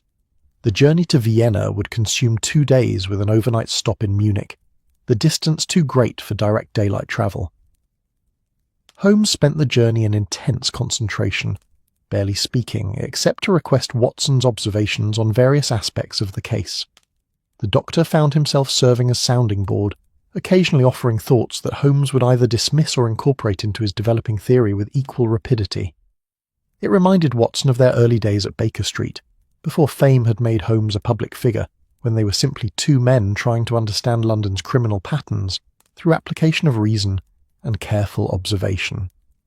Munich greeted them with Bavarian efficiency, all clean streets and stolid architecture, a city that took pride in order and seemed affronted by the very concept of chaos. They stayed at a hotel near the Hauptbahnhof, the central station, where Holmes immediately sought out the telegraph office to check for messages. 3 awaited, one from Lestrade reporting more London incidents fitting the established pattern, one from Mycroft with concerning news about disruptions in Amsterdam's diamond trading, and one unsigned message that consisted simply of coordinates and a single word: hasty. Holmes stared at this last telegram for a long moment, his face cycling through emotions Watson couldn't entirely read. Anger, certainly, but also something that might have been reluctant admiration. "Moriarty," he said finally, handing Watson the paper, criticising our investigative pace, suggesting we're not keeping up with his experimental schedule, which means he knows we're following his trail and, rather than hiding his tracks, he's actively engaging with our pursuit. "Is that arrogance or strategy?" Watson asked. "Both. He's confident enough in his system's robustness that our investigation doesn't threaten him. We're observers in his laboratory, watching experiments unfold but lacking the understanding to prevent them. But he's also teaching, as his letter promised, giving us coordinates, presumably to his next intervention site, challenging us to arrive in time to observe directly rather than investigating the aftermath." Watson examined the coordinates. "Can you determine location from these?" "Vienna's second district near the Prater, not the financial centre. That's the first district, the inner Stadt. The Prater is an amusement park, recreational area. What would interest Moriarty there?" Holmes pulled out a Vienna guidebook he'd acquired in Brussels, studied it with narrowed eyes. "Unless, Watson, the Prater hosts a major telegraph relay station. Not publicly advertised, but it's a node in the network connecting Vienna to Budapest and Prague. If he's planning to disrupt communications across multiple capitals simultaneously..." They took the night train to Vienna, both too agitated for sleep despite the comfortable berth-sleeping car.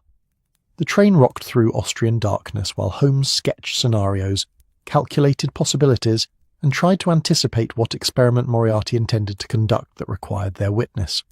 Dawn found them approaching Vienna across the Danube plain, the great river reflecting pink sunrise light, the city emerging from morning mist with its imperial architecture, suggesting permanence that empires never quite achieved.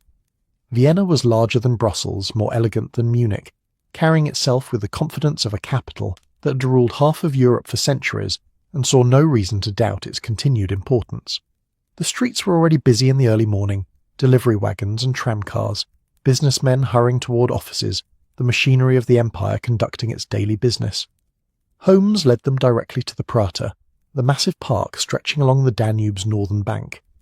The amusement area was mostly closed at this hour, the famous Riesenrad, the giant Ferris wheel, standing silent and somehow lonely against the morning sky. But Holmes wasn't interested in entertainment. He navigated through tree-lined paths to the park's eastern edge, where a nondescript building housed telegraph equipment, wires emerging from its roof like mechanical branches reaching toward connection with the wider world. "There," Holmes said, pointing to a figure on the building's roof, a telegraph worker apparently conducting routine maintenance, though the sun barely rose seemed an odd hour for such work. "That's either a legitimate employee or someone with excellent forgery of credentials. Either way, we need to—" The explosion was modest as explosions went, more flash and smoke than destructive force, but sufficient to sever several telegraph lines and send the rooftop figure scrambling down with suspicious speed. Holmes was already running, Watson following despite his leg protesting the sudden exertion, both men converging on the building as the worker reached ground level and bolted toward the park's maze of paths. "Stop! Police!" Holmes shouted in German, the lie justified by circumstance, but the figure didn't stop, didn't even slow, disappearing into shrubbery with the practiced ease of someone who'd planned escape routes as carefully as the sabotage itself. They reached the building to find telegraph operators emerging in confusion, smoke drifting from severed cables, the damage significant but not catastrophic. Lines could be repaired within hours. Holmes examined the roof access, the point where charges had been placed, the precision of targeting that had destroyed specific connections while leaving others intact. "Deliberate selection," he murmured. He severed communications between Vienna and Budapest, while leaving Prague connections intact.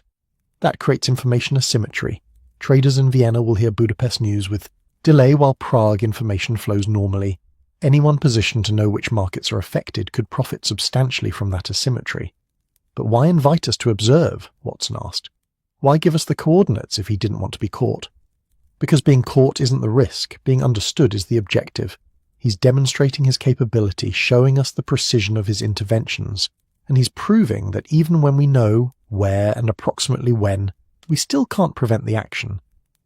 It's a message, Watson. We're not investigators in this scenario.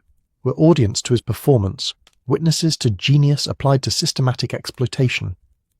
Vienna police arrived within minutes, summoned by the telegraph company, and Holmes spent the next several hours in bureaucratic conversation, explaining their presence without revealing the full scope of investigation, sharing enough information to be helpful without alarming Austrian authorities about international criminal networks they'd struggle to comprehend. By afternoon they were released, exhausted and frustrated, knowing Moriarty had demonstrated both his reach and their inability to stop him even with advance warning. They returned to their hotel. Holmes had secured rooms at the Hotel Sacher near the Opera House, the kind of establishment where exhausted investigators could at least enjoy excellent coffee and taut while contemplating failure. Watson ordered substantial lunch while Holmes brooded, staring at maps, recalculating probabilities, trying to find the angle they'd missed. "He's accelerating," Holmes said finally, setting down his untouched plate. "Brussels, Vienna, and according to Mycroft's telegrams, 2 more incidents today, 1 in Amsterdam, 1 in Frankfurt. 5 interventions in 4 days across 4 different cities. The experimental phase is concluding, Watson. He's gathered sufficient data. Whatever comes next, whatever his ultimate application of this research, it's imminent." "Then we need to determine the target," Watson said practically. "If we can't prevent individual experiments, we prevent the main event. Where would cause maximum disruption? What represents the ultimate test of his system?" Holmes pulled out a financial newspaper, pointing to an article Watson had overlooked. "In 3 days there's a major bond auction in Paris, French government debt being sold to international buyers, predominantly German and British banks.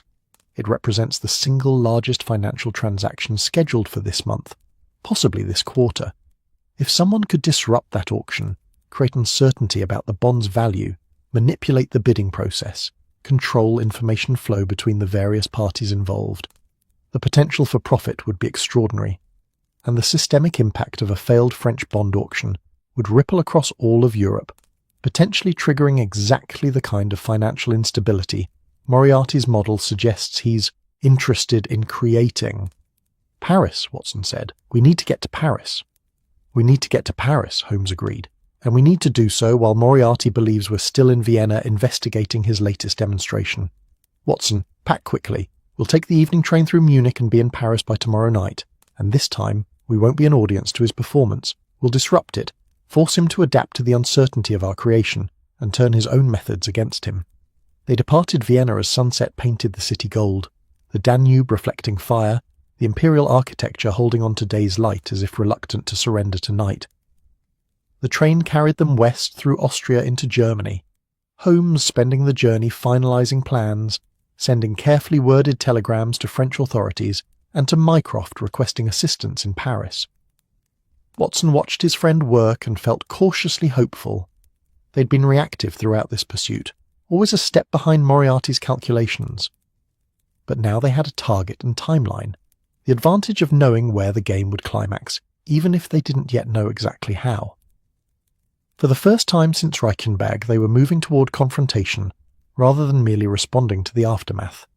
The train rocked through the night, carrying them toward Paris and whatever conclusion awaited. Outside, Europe slept under stars that cared nothing for human commerce, for mathematical genius applied to crime, for the invisible war being waged in telegraph wires and banking protocols, and the elegant, terrible calculations that described civilization as if it were merely another system to be understood and exploited. 3 days until the bond auction.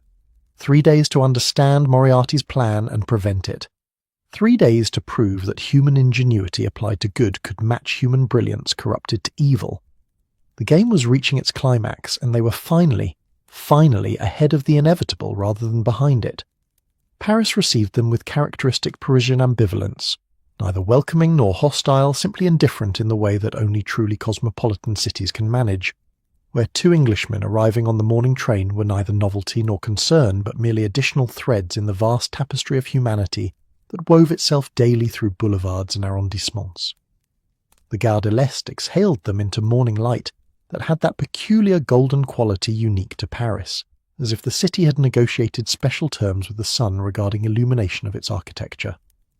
Watson breathed in coffee and bread from nearby cafes, the faint underlying scent of the Seine that permeated the city like a signature, and beneath it all that indefinable Parisian smell, a mixture of perfume and horse manure and coal smoke and flowers from window boxes, civilization compressed into olfactory complexity.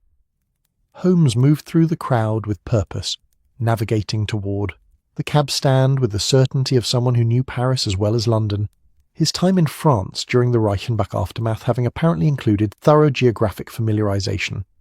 They secured a fiasco, the Parisian cab with its patient horse and driver who looked like he'd been born in that particular seat and would die there, weathered and philosophical about the strange destinations foreigners requested. Holmes gave an address in the second arrondissement near the Bourse, Paris's stock exchange, where financial France conducted its daily dance of speculation and settlement.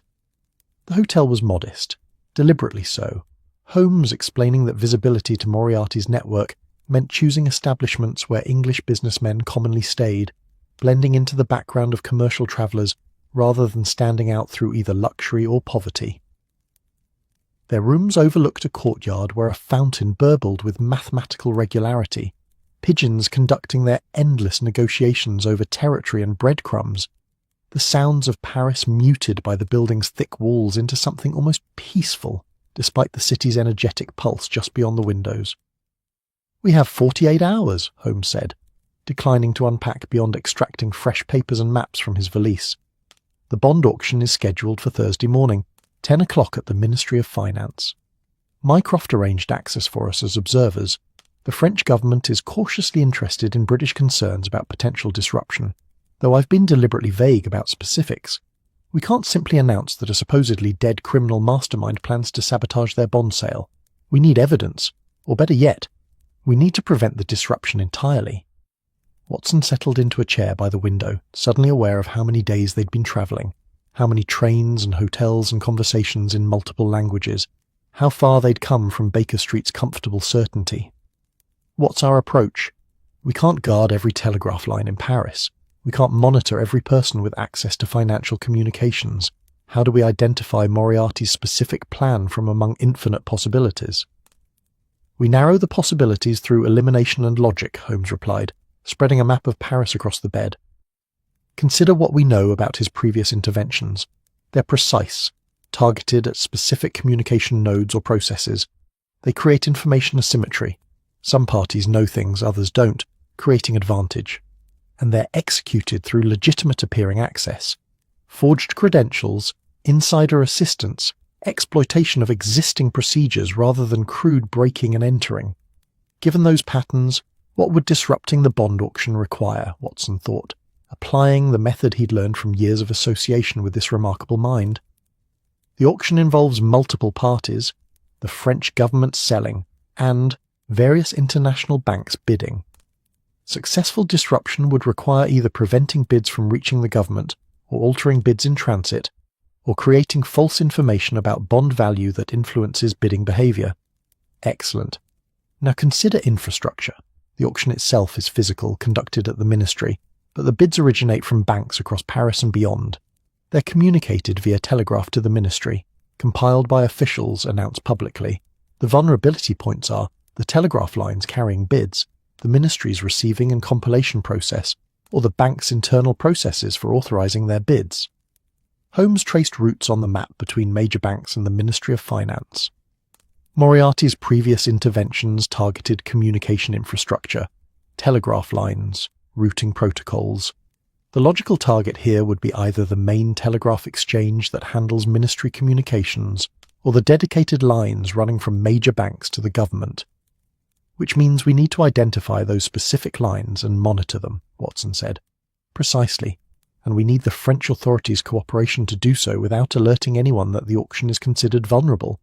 Mycroft's contact at the British Embassy has arranged a meeting this afternoon with someone from the Sûreté, France's detective force.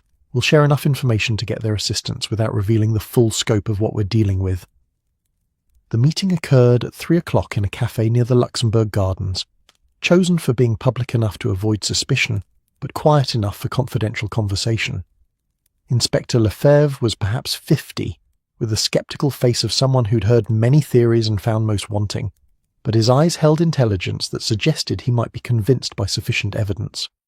Holmes presented a carefully edited version, concerns about financial crime, patterns observed across Europe, possibility of disruption targeting the upcoming auction. He showed some of the notebook's calculations, enough to demonstrate sophistication without revealing the full scope of Moriarty's research program. Lefebvre studied the papers, sipped his café au lait with deliberation that suggested thinking rather than drinking, finally nodded slowly. We have been seeing unusual activity, small irregularities in telegraph traffic, unauthorized access attempts at financial institutions, nothing major, but the frequency has increased. We attributed it to ordinary criminal opportunism around a large transaction, but your evidence suggests coordination. His French accent made the words sound more elegant than their content warranted. What do you propose? Surveillance on the primary telegraph exchange serving the Ministry of Finance and major banks, Holmes said. Plainclothes officers monitoring physical access, logs of all traffic during the auction period, immediate investigation of any irregularities, however minor. Additionally, I'd like to inspect the Ministry's telegraph receiving room, understand the process, identify vulnerabilities, and perhaps recommend temporary security enhancements. This can be arranged, Lefebvre said. Though I must ask, you mentioned patterns across Europe. Are we dealing with an organisation, a network? The scale you're suggesting requires resources beyond ordinary criminals. Holmes chose his words carefully. We're dealing with someone of extraordinary intellectual capability who has apparently spent considerable time studying financial infrastructure's vulnerabilities. Whether they work alone or through confederates, I cannot say definitively, but the threat is genuine, Inspector, and the timing is critical. If we're correct, the disruption will occur during the auction itself. Maximum impact, maximum confusion, maximum opportunity for profit. Lefebvre agreed to provide the requested support, departing with copies of some of Holmes's documentation and a promise to arrange the ministry inspection for the following morning. Watson and Holmes remained at the café ordering dinner, boeuf bourguignon and bread that managed to be both crusty and tender through some alchemy only French bakers understood, while watching Paris transform from business day to evening leisure, the streets filling with couples and families, the gas lamps beginning their nightly vigil against darkness. "Do you think the French will be sufficient?" Watson asked quietly. "The French will provide resources and authority," Holmes replied. "Whether that's sufficient depends on whether we've correctly identified Moriarty's approach. He's proven capable of adapting to surveillance, of working through legitimate channels that make detection nearly impossible. We're not trying to catch thieves breaking in. We're trying to identify anomalies in systems that are designed to appear normal even when compromised." They returned to their hotel as evening deepened into night, Paris taking on that magical quality it possessed after dark when architecture became silhouette against glowing sky, when the Seine reflected lights like scattered diamonds, when the city transformed from commercial centre into something approaching art. Watson stood at the window smoking a final cigarette before bed, watching the fountain in the courtyard catch moonlight, thinking about telegraph wires and financial infrastructure, and a genius who'd survived death through mathematical calculation. Sleep came with difficulty despite exhaustion, his mind refusing to settle, running through scenarios and possibilities. In the next room, he could hear Holmes pacing, the familiar rhythm of restless thinking, of a mind that couldn't release a problem until solution emerged, or exhaustion forced temporary surrender. Somewhere past midnight, the pacing ceased, suggesting either Holmes had found an answer or had finally succumbed to biological necessity for rest. Morning brought grey skies, threatening rain, and a telegram from Lestrade, another London incident, this time affecting currency exchange rates through what appeared to be a false rumour about Bank of England policy changes. The pattern continued, the experiments ongoing even as the main event approached. It suggested Moriarty was either supremely confident or working with a larger organisation than Holmes had estimated. One man couldn't orchestrate actions simultaneously across multiple cities without considerable infrastructure. They met Lefebvre at the Ministry of Finance at 9 o'clock, the building representing French bureaucratic architecture at its most imposing, all columns and marble and that particular gravity that government buildings projected to remind citizens of the state's permanence and power. Inside, the telegraph receiving room was surprisingly modest, a long chamber with perhaps a dozen telegraph stations, each operated by a clerk who transcribed incoming messages onto forms that were then carried by runners to various offices for processing. Holmes spent an hour examining the room's layout, the security procedures, and the message handling protocols. He interviewed the chief telegraph officer about authentication systems, how they verified that messages came from legitimate sources, what safeguards existed against forgery or alteration. The officer was cooperative but clearly puzzled about why British detectives were so interested in routine government communications. "The system is secure," the officer insisted in careful English. "Each bank has unique identification codes. Messages are logged with timestamps. Any irregularity would be immediately apparent." "And if someone obtained a bank's identification codes?" Holmes asked. "If they could send messages that appeared legitimate?" The officer's face showed troubled contemplation.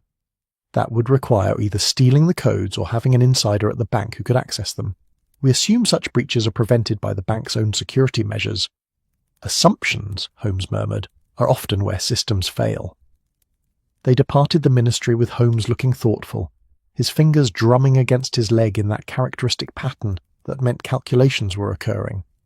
The weak point isn't the ministry's receiving process, it's authentication at the source. If Moriarty or his agents have obtained banks' identification codes, they could send false bids that would be accepted as legitimate. The ministry would have no way of knowing they'd been deceived until banks complained about bids they never submitted. "So we need to warn the banks," Watson suggested. "We need to do more than warn, we need to verify their security. But there are dozens of banks eligible to participate in the auction. We can't inspect them all before tomorrow morning." Holmes hailed a cab, gave the driver an address Watson didn't recognise. "However, we can focus on the most likely targets, the largest banks, those whose bids would represent the most significant portion of the auction. If Moriarty's goal is disruption, he'd target institutions whose absence or altered bids would most dramatically affect the outcome." They spent the afternoon visiting 3 major banks, Crédit Lyonnais, Société Générale, Banque de France.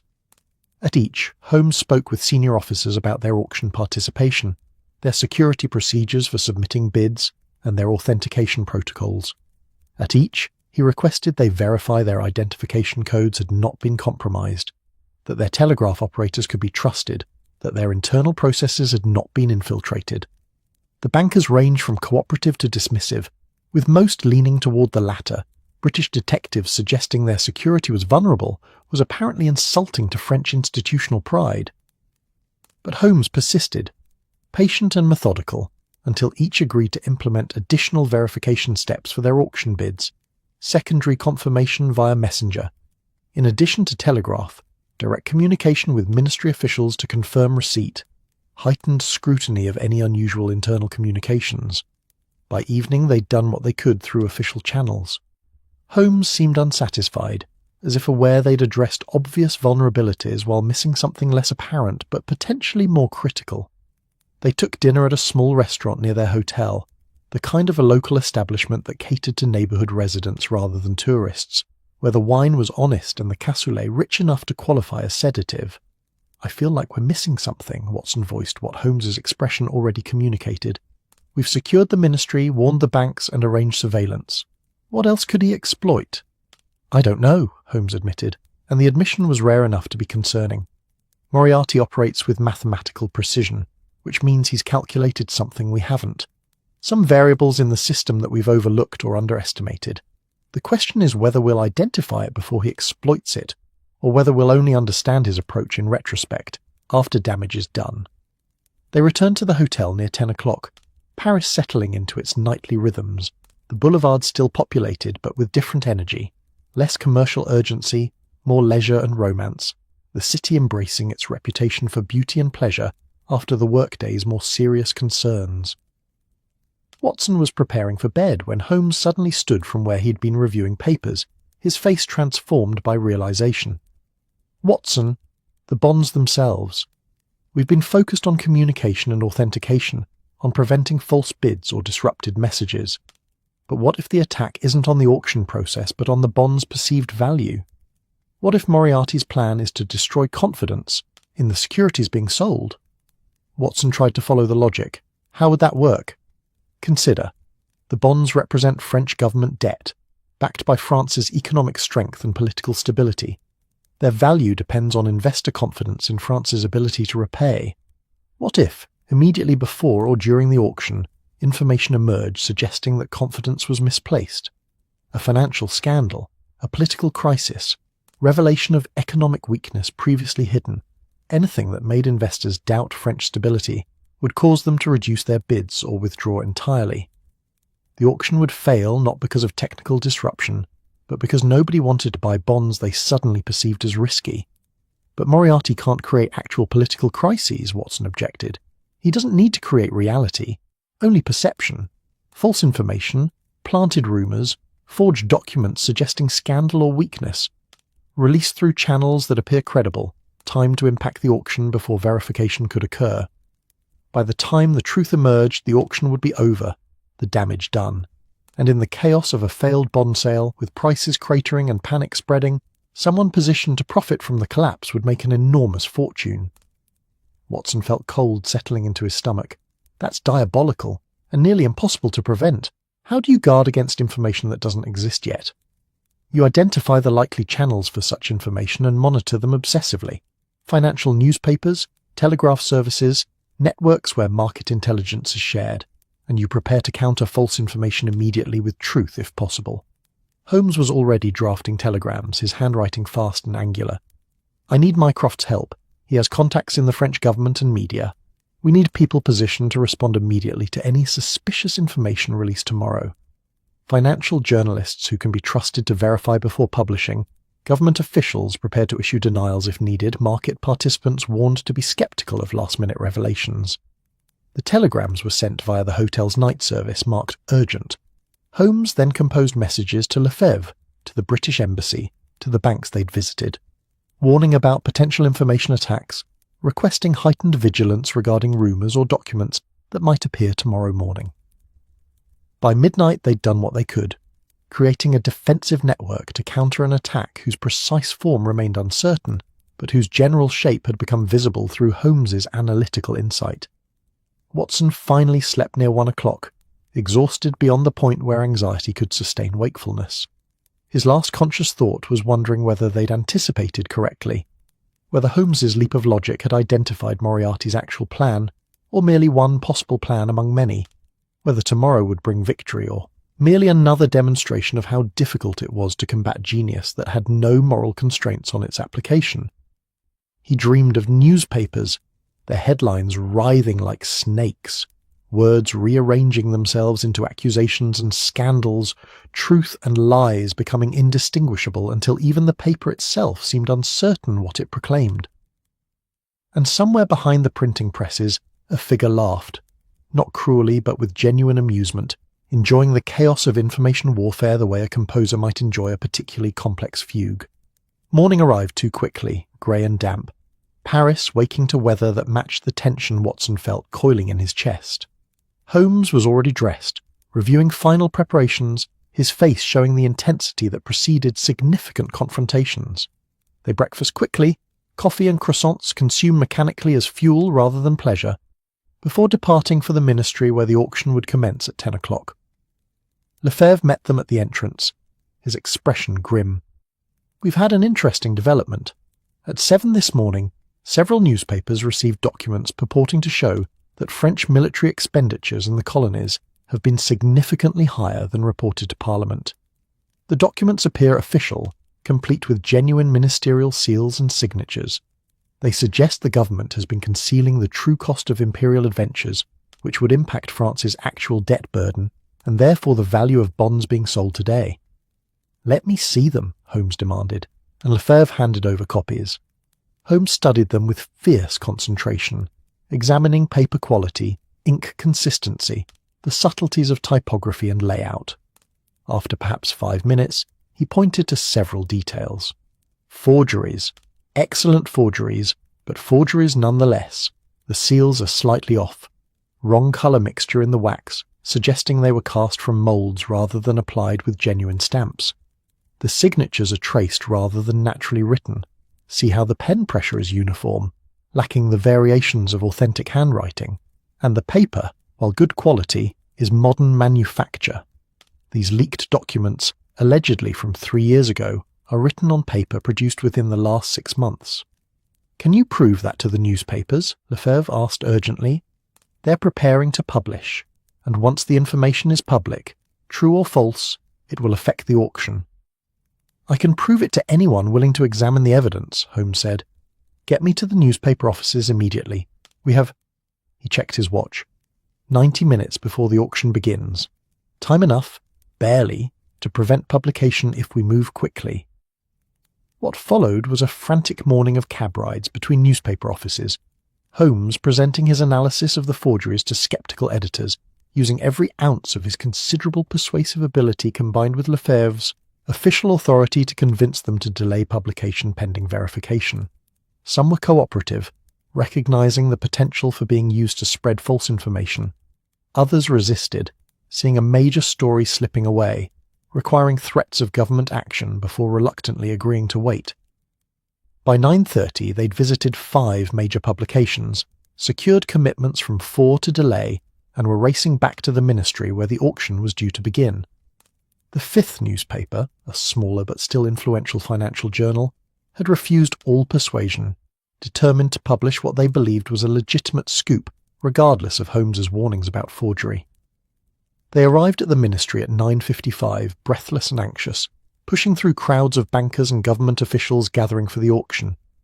The Minister of Finance was about to begin opening remarks when an aide handed him a note. Clearly the problematic publication, just hitting the streets, already causing whispers among the assembled bidders. The minister read, his face darkening, then looked up to find Lefebvre and Holmes pushing forward through the crowd. What followed was a rapid, tense conversation, Holmes explaining the forgeries, Lefebvre vouching for the British detective's credibility, the minister weighing whether to delay the auction or proceed despite the cloud of scandal now hovering over the proceedings. "If we delay," the minister said in English for Holmes' benefit, "the delay itself will fuel speculation. Markets hate uncertainty more than bad news. We proceed, but I will make a statement addressing these allegations directly, presenting Mr. Holmes's evidence of forgery and prosecuting whoever created these documents to the fullest extent of French law." The auction began 15 minutes late. The minister's opening remarks transformed into a defense of French financial integrity, a presentation of evidence regarding the forged documents, and a firm assertion that the bonds being sold were backed by the full faith and creditworthiness of the French Republic. Holmes stood at the side of the room watching the assembled bankers, trying to read their reactions to determine if Moriarty's information attack had been successfully countered or merely blunted. The bidding proceeded cautiously, but proceeded nonetheless. Banks submitted their offers, the amounts slightly lower than predicted. The scandal had created some doubt, had succeeded in reducing demand even though exposed as false, but the auction didn't fail catastrophically.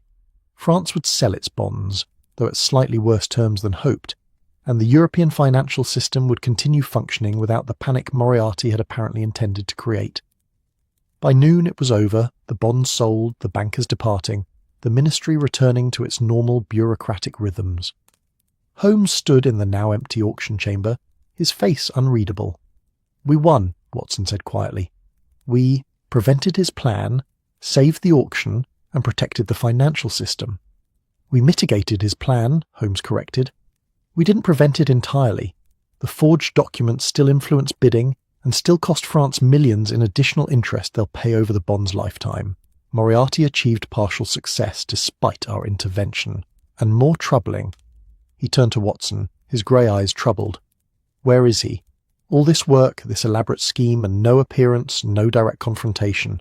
He's remained invisible, untouchable, operating through intermediaries and mechanisms that leave no trail to him personally." As if summoned by being mentioned, a messenger arrived carrying an envelope addressed to Mr. Sherlock Holmes, consulting detective, currently preventing poorly considered bond auctions. Inside was a single page, the handwriting immediately recognizable. "My dear Holmes, satisfactory, though not exceptional. You identified the information attack vector, perhaps 72 hours later than optimal, but sufficient to minimize damage.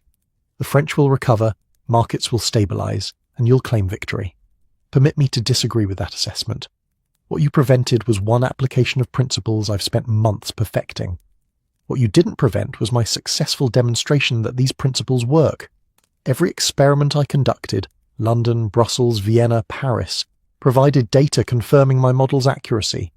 I now understand European financial infrastructure's vulnerabilities with precision that makes future exploitation trivial. The bond auction was never the ultimate objective, merely the most ambitious test case. You passed your test as well, proving capable of recognizing information warfare tactics, if not preventing them entirely. This makes you a worthy opponent for what comes next, though I suspect you're not yet ready to understand what next entails. I have no intention of confronting you directly in Paris.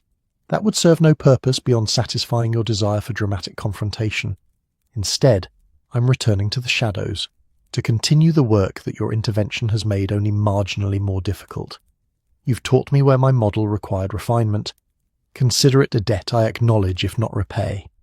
We will meet again, Holmes, not here, not now, but when and where I choose, under circumstances calculated to maximum advantage. Until then, enjoy your partial victory. I'm told they taste almost like real ones, if one doesn't examine them too closely. Your devoted adversary, MPS. The coordinates are 48.866 2.3 farmed 20. My current location while you read this. By the time you arrive, I'll be gone, naturally. But the gesture seemed sporting. Holmes crumpled the letter, his face showing emotions Watson rarely witnessed. Frustration, certainly, but also something approaching despair.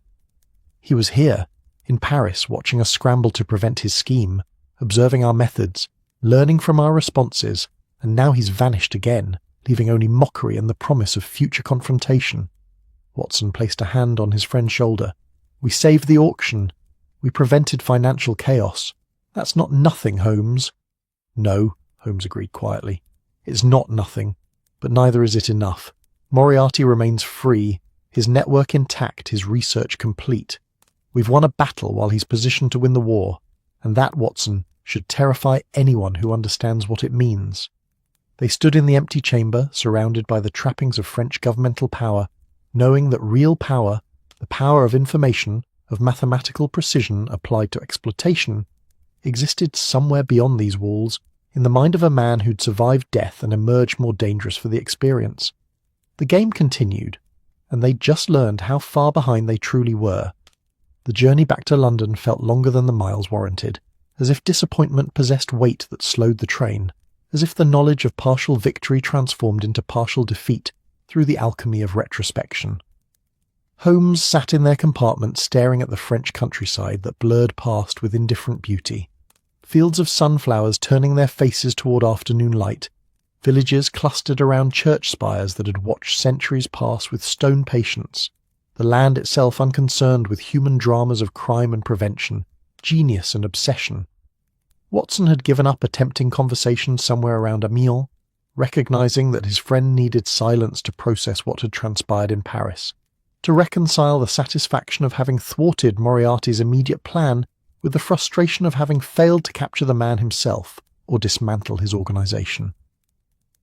The doctor occupied himself with reading French newspapers they'd collected, accounts of the bond auction that praised the government's handling of the forgery scandal, mentioned in passing the assistance of British investigators, and generally presented the event as minor disruption successfully managed rather than narrowly averted catastrophe.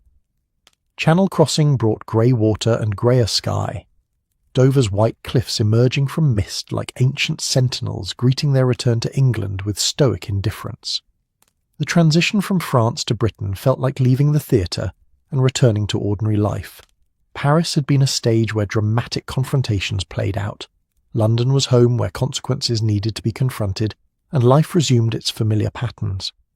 Baker Street received them in late afternoon, Mrs. Hudson emerging from her quarters with a tea tray that suggested she'd somehow known to expect their return despite receiving no telegram announcing it.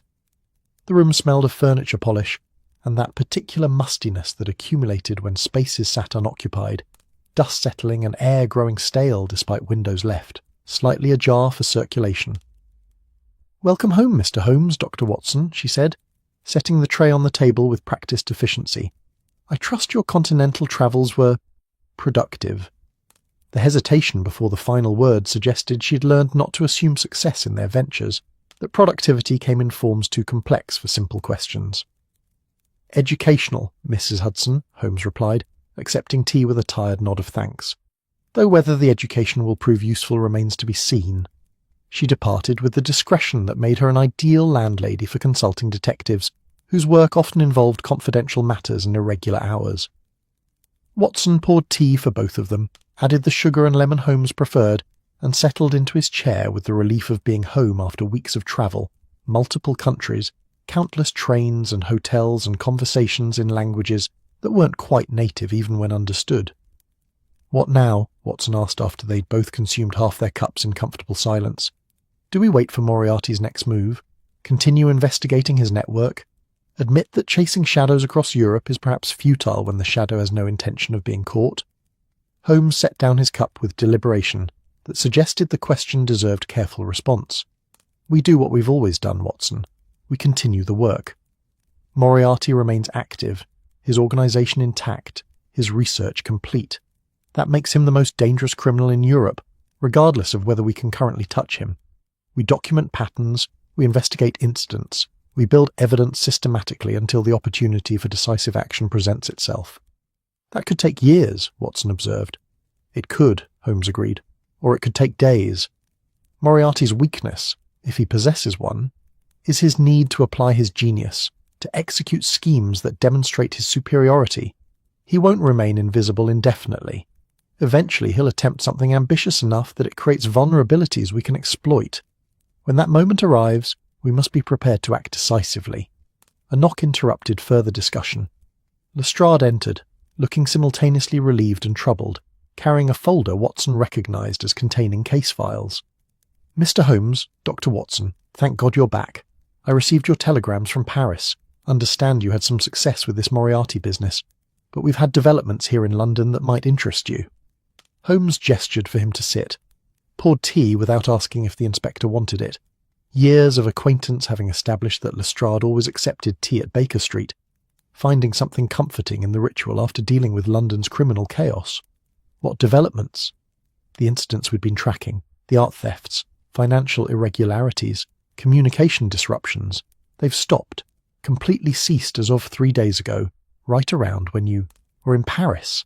It's like someone threw a switch and turned off criminal activity across the city. Well, not all criminal activity, obviously, but the coordinated, sophisticated stuff we'd been attributing to your professor's network. Holmes leaned forward, interest sharpening his features. Nothing? No attempts? No minor incidents? Complete silence? Complete silence. My first thought was they'd gone to ground, waiting for scrutiny to relax. But it's been 72 hours. In my experience, criminal organizations don't just stop operating unless something's forced them to. Leader arrested, major setback, internal conflict, something disrupts the pattern. Or, Holmes said slowly, the research program concluded. Moriarty's letter in Paris suggested he'd completed his experiments, gathered sufficient data. Perhaps the London incidents were never about profit, but about testing hypotheses.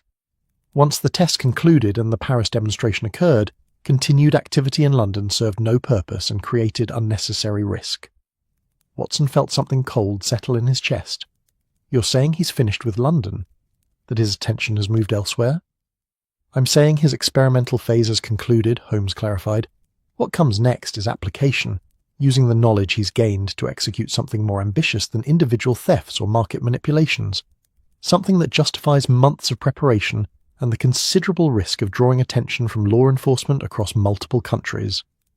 Lestrade looked between them, confusion evident on his weathered face. I feel like I'm hearing half a conversation. What exactly is this Moriarty planning? What's the ultimate objective that required all this preparation? Holmes stood, moving to the window where evening light painted Baker Street in amber tones, lamplighters beginning their rounds with a punctuality that made London's streets navigable after dark. Inspector, if I knew that with certainty, we'd be preventing it rather than speculating about it. What I can tell you is that James Moriarty, formerly Professor of Mathematics, currently architect of criminal enterprise on an unprecedented scale, has spent months studying European financial and communication systems. He's identified vulnerabilities, tested intervention methods, confirmed that he can manipulate information flow and market behavior with mathematical precision. Whatever he plans to do with that capability will likely be spectacular, profitable, and potentially destabilizing to systems that millions of people depend upon for their economic security. That's, Lestrade searched for words, that's terrifying. And you're saying we can't prevent it because we don't know what it is? Not yet, Holmes said, but Moriarty's methodology requires communication, coordination, and timing. When he moves, and he will move, his psychology demands application of his genius. There will be signals, telegraph traffic, financial transactions, movements of key personnel. We maintain surveillance on indicators, and when patterns emerge, we respond with everything available. Lestrade departed shortly after, armed with a list of specific things to monitor, unusual financial transactions, telegraph anomalies, any incidents matching the previous pattern even if they seemed minor. Holmes returned to his papers, reviewing everything they'd gathered over the past weeks, trying to find clues about Moriarty's ultimate objective hidden in the experimental data.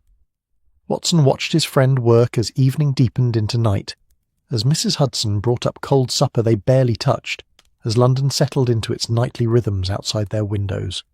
The familiar sounds, distant carriages, occasional shouts, the city's endless conversation with itself, provided backdrop to Holmes's intense concentration, to the work of trying to understand a mind that operated by logic so pure it became its own form of madness.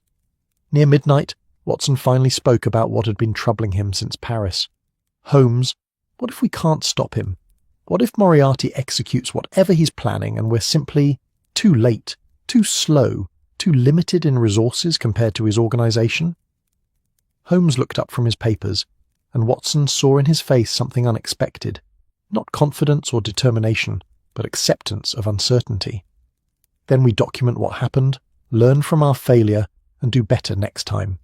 Watson, I'm not infallible. I've been wrong before, missed crucial details, and arrived at conclusions that proved incorrect. The difference between success and failure in this work is often merely luck and timing rather than superior intellect. What we can do is remain persistent, keep working on the problem, and refuse to surrender to the complexity of what we're facing. That's not particularly reassuring, Watson observed. No, Holmes agreed with something approaching a smile. But it's honest. And honestly, my dear friend, is what you deserve after following me into this rather quixotic pursuit across half of Europe. Moriarty may be the Napoleon of crime, as I've called him before, but even Napoleon was eventually defeated, not through a single brilliant stroke, but through a persistent coalition of adversaries who refused to accept his supremacy. We are building our coalition, Lestrade here in London, Lefebvre in Paris, contacts in Vienna and Brussels and Berlin. Each represents resources, authority, another set of eyes watching for patterns. When Moriarty moves, when he executes whatever grand scheme he's contemplated, he'll be facing not just us, but a network of dedicated professionals across Europe. Watson found that genuinely reassuring. Not false confidence, but recognition that they weren't alone in this fight, that institutions existed precisely to counter threats like Moriarty, even if those institutions didn't fully comprehend what they faced. So we wait, watch, and prepare. We wait, watch, and prepare, Holmes confirmed, and we live our lives, take other cases, refuse to let obsession with one adversary prevent us from doing the work we're meant to do.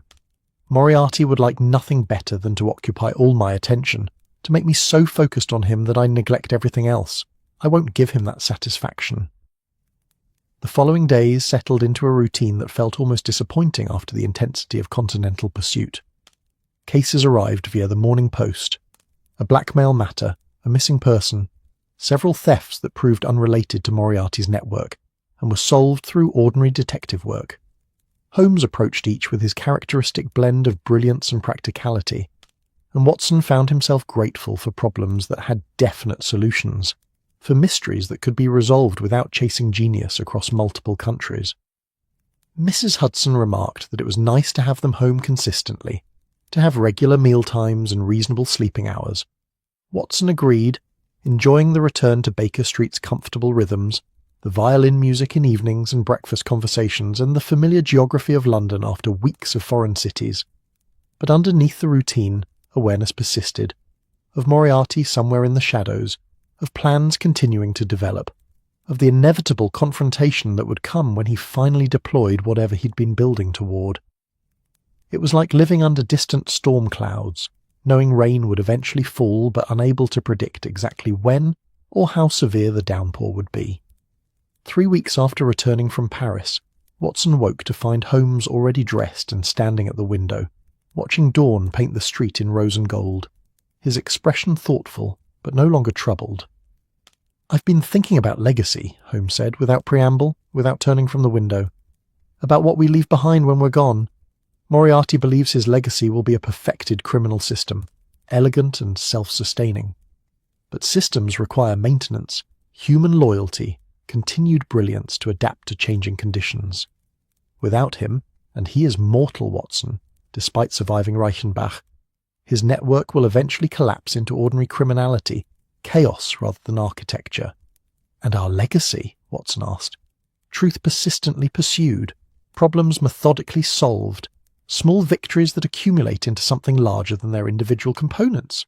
We won't change human nature, won't eliminate crime or prevent all injustice, but we can solve what's solvable, help who's helpable, maintain civilization's defenses against those who would exploit its vulnerabilities.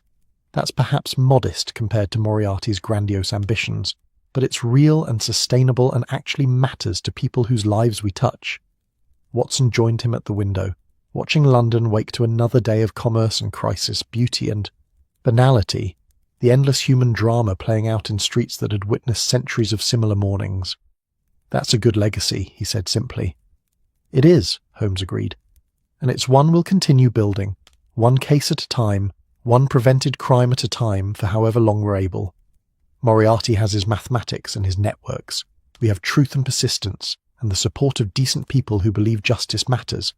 In the long game, Watson, I'll take our advantages over him." Baker Street stirred to morning life. Mrs. Hudson's footsteps downstairs, the street filled with delivery wagons and early workers, pigeons claiming their territorial rights on windowsills and rooftops. The city continued its ancient rhythm, and within it, two men continued their work of understanding darkness in service of light, of opposing genius corrupted through genius applied to good. The shadow remained, would always remain in some form, crime being eternal as long as humans possessed both intelligence and moral flexibility. But shadows required light to exist, and Holmes and Watson would continue providing that light, patient and persistent, for as long as strength and will endured. The game would continue, but they were in it for duration, not just dramatic confrontations. And that, perhaps, was ultimately how such games were won, through refusal to surrender, through commitment to work even when victory seemed distant, through faith that persistence mattered even when genius opposed it. London woke fully now, and they turned from the window to begin another day of that work, that persistence, that faith in truth's ultimate power over even the most elegant mathematical evil. The story continued, as stories do, pages turning toward futures unknown, but approached with courage born of experience, friendship tested through adversity, and quiet confidence that morning always followed night, no matter how dark the shadows grew before dawn arrived. That's our story tonight. Perhaps you're drifting beneath the peaceful skies of Cairo, the soft ocean breeze of Auckland, the warm evening glow of Madrid, or the quiet riverside calm of Hanoi. If this tale brought you comfort, like the episode and subscribe for more nights filled with gentle serenity. Let the silence wrap around you. Let your thoughts float lightly. Let your dreams open like soft lanterns in the dark.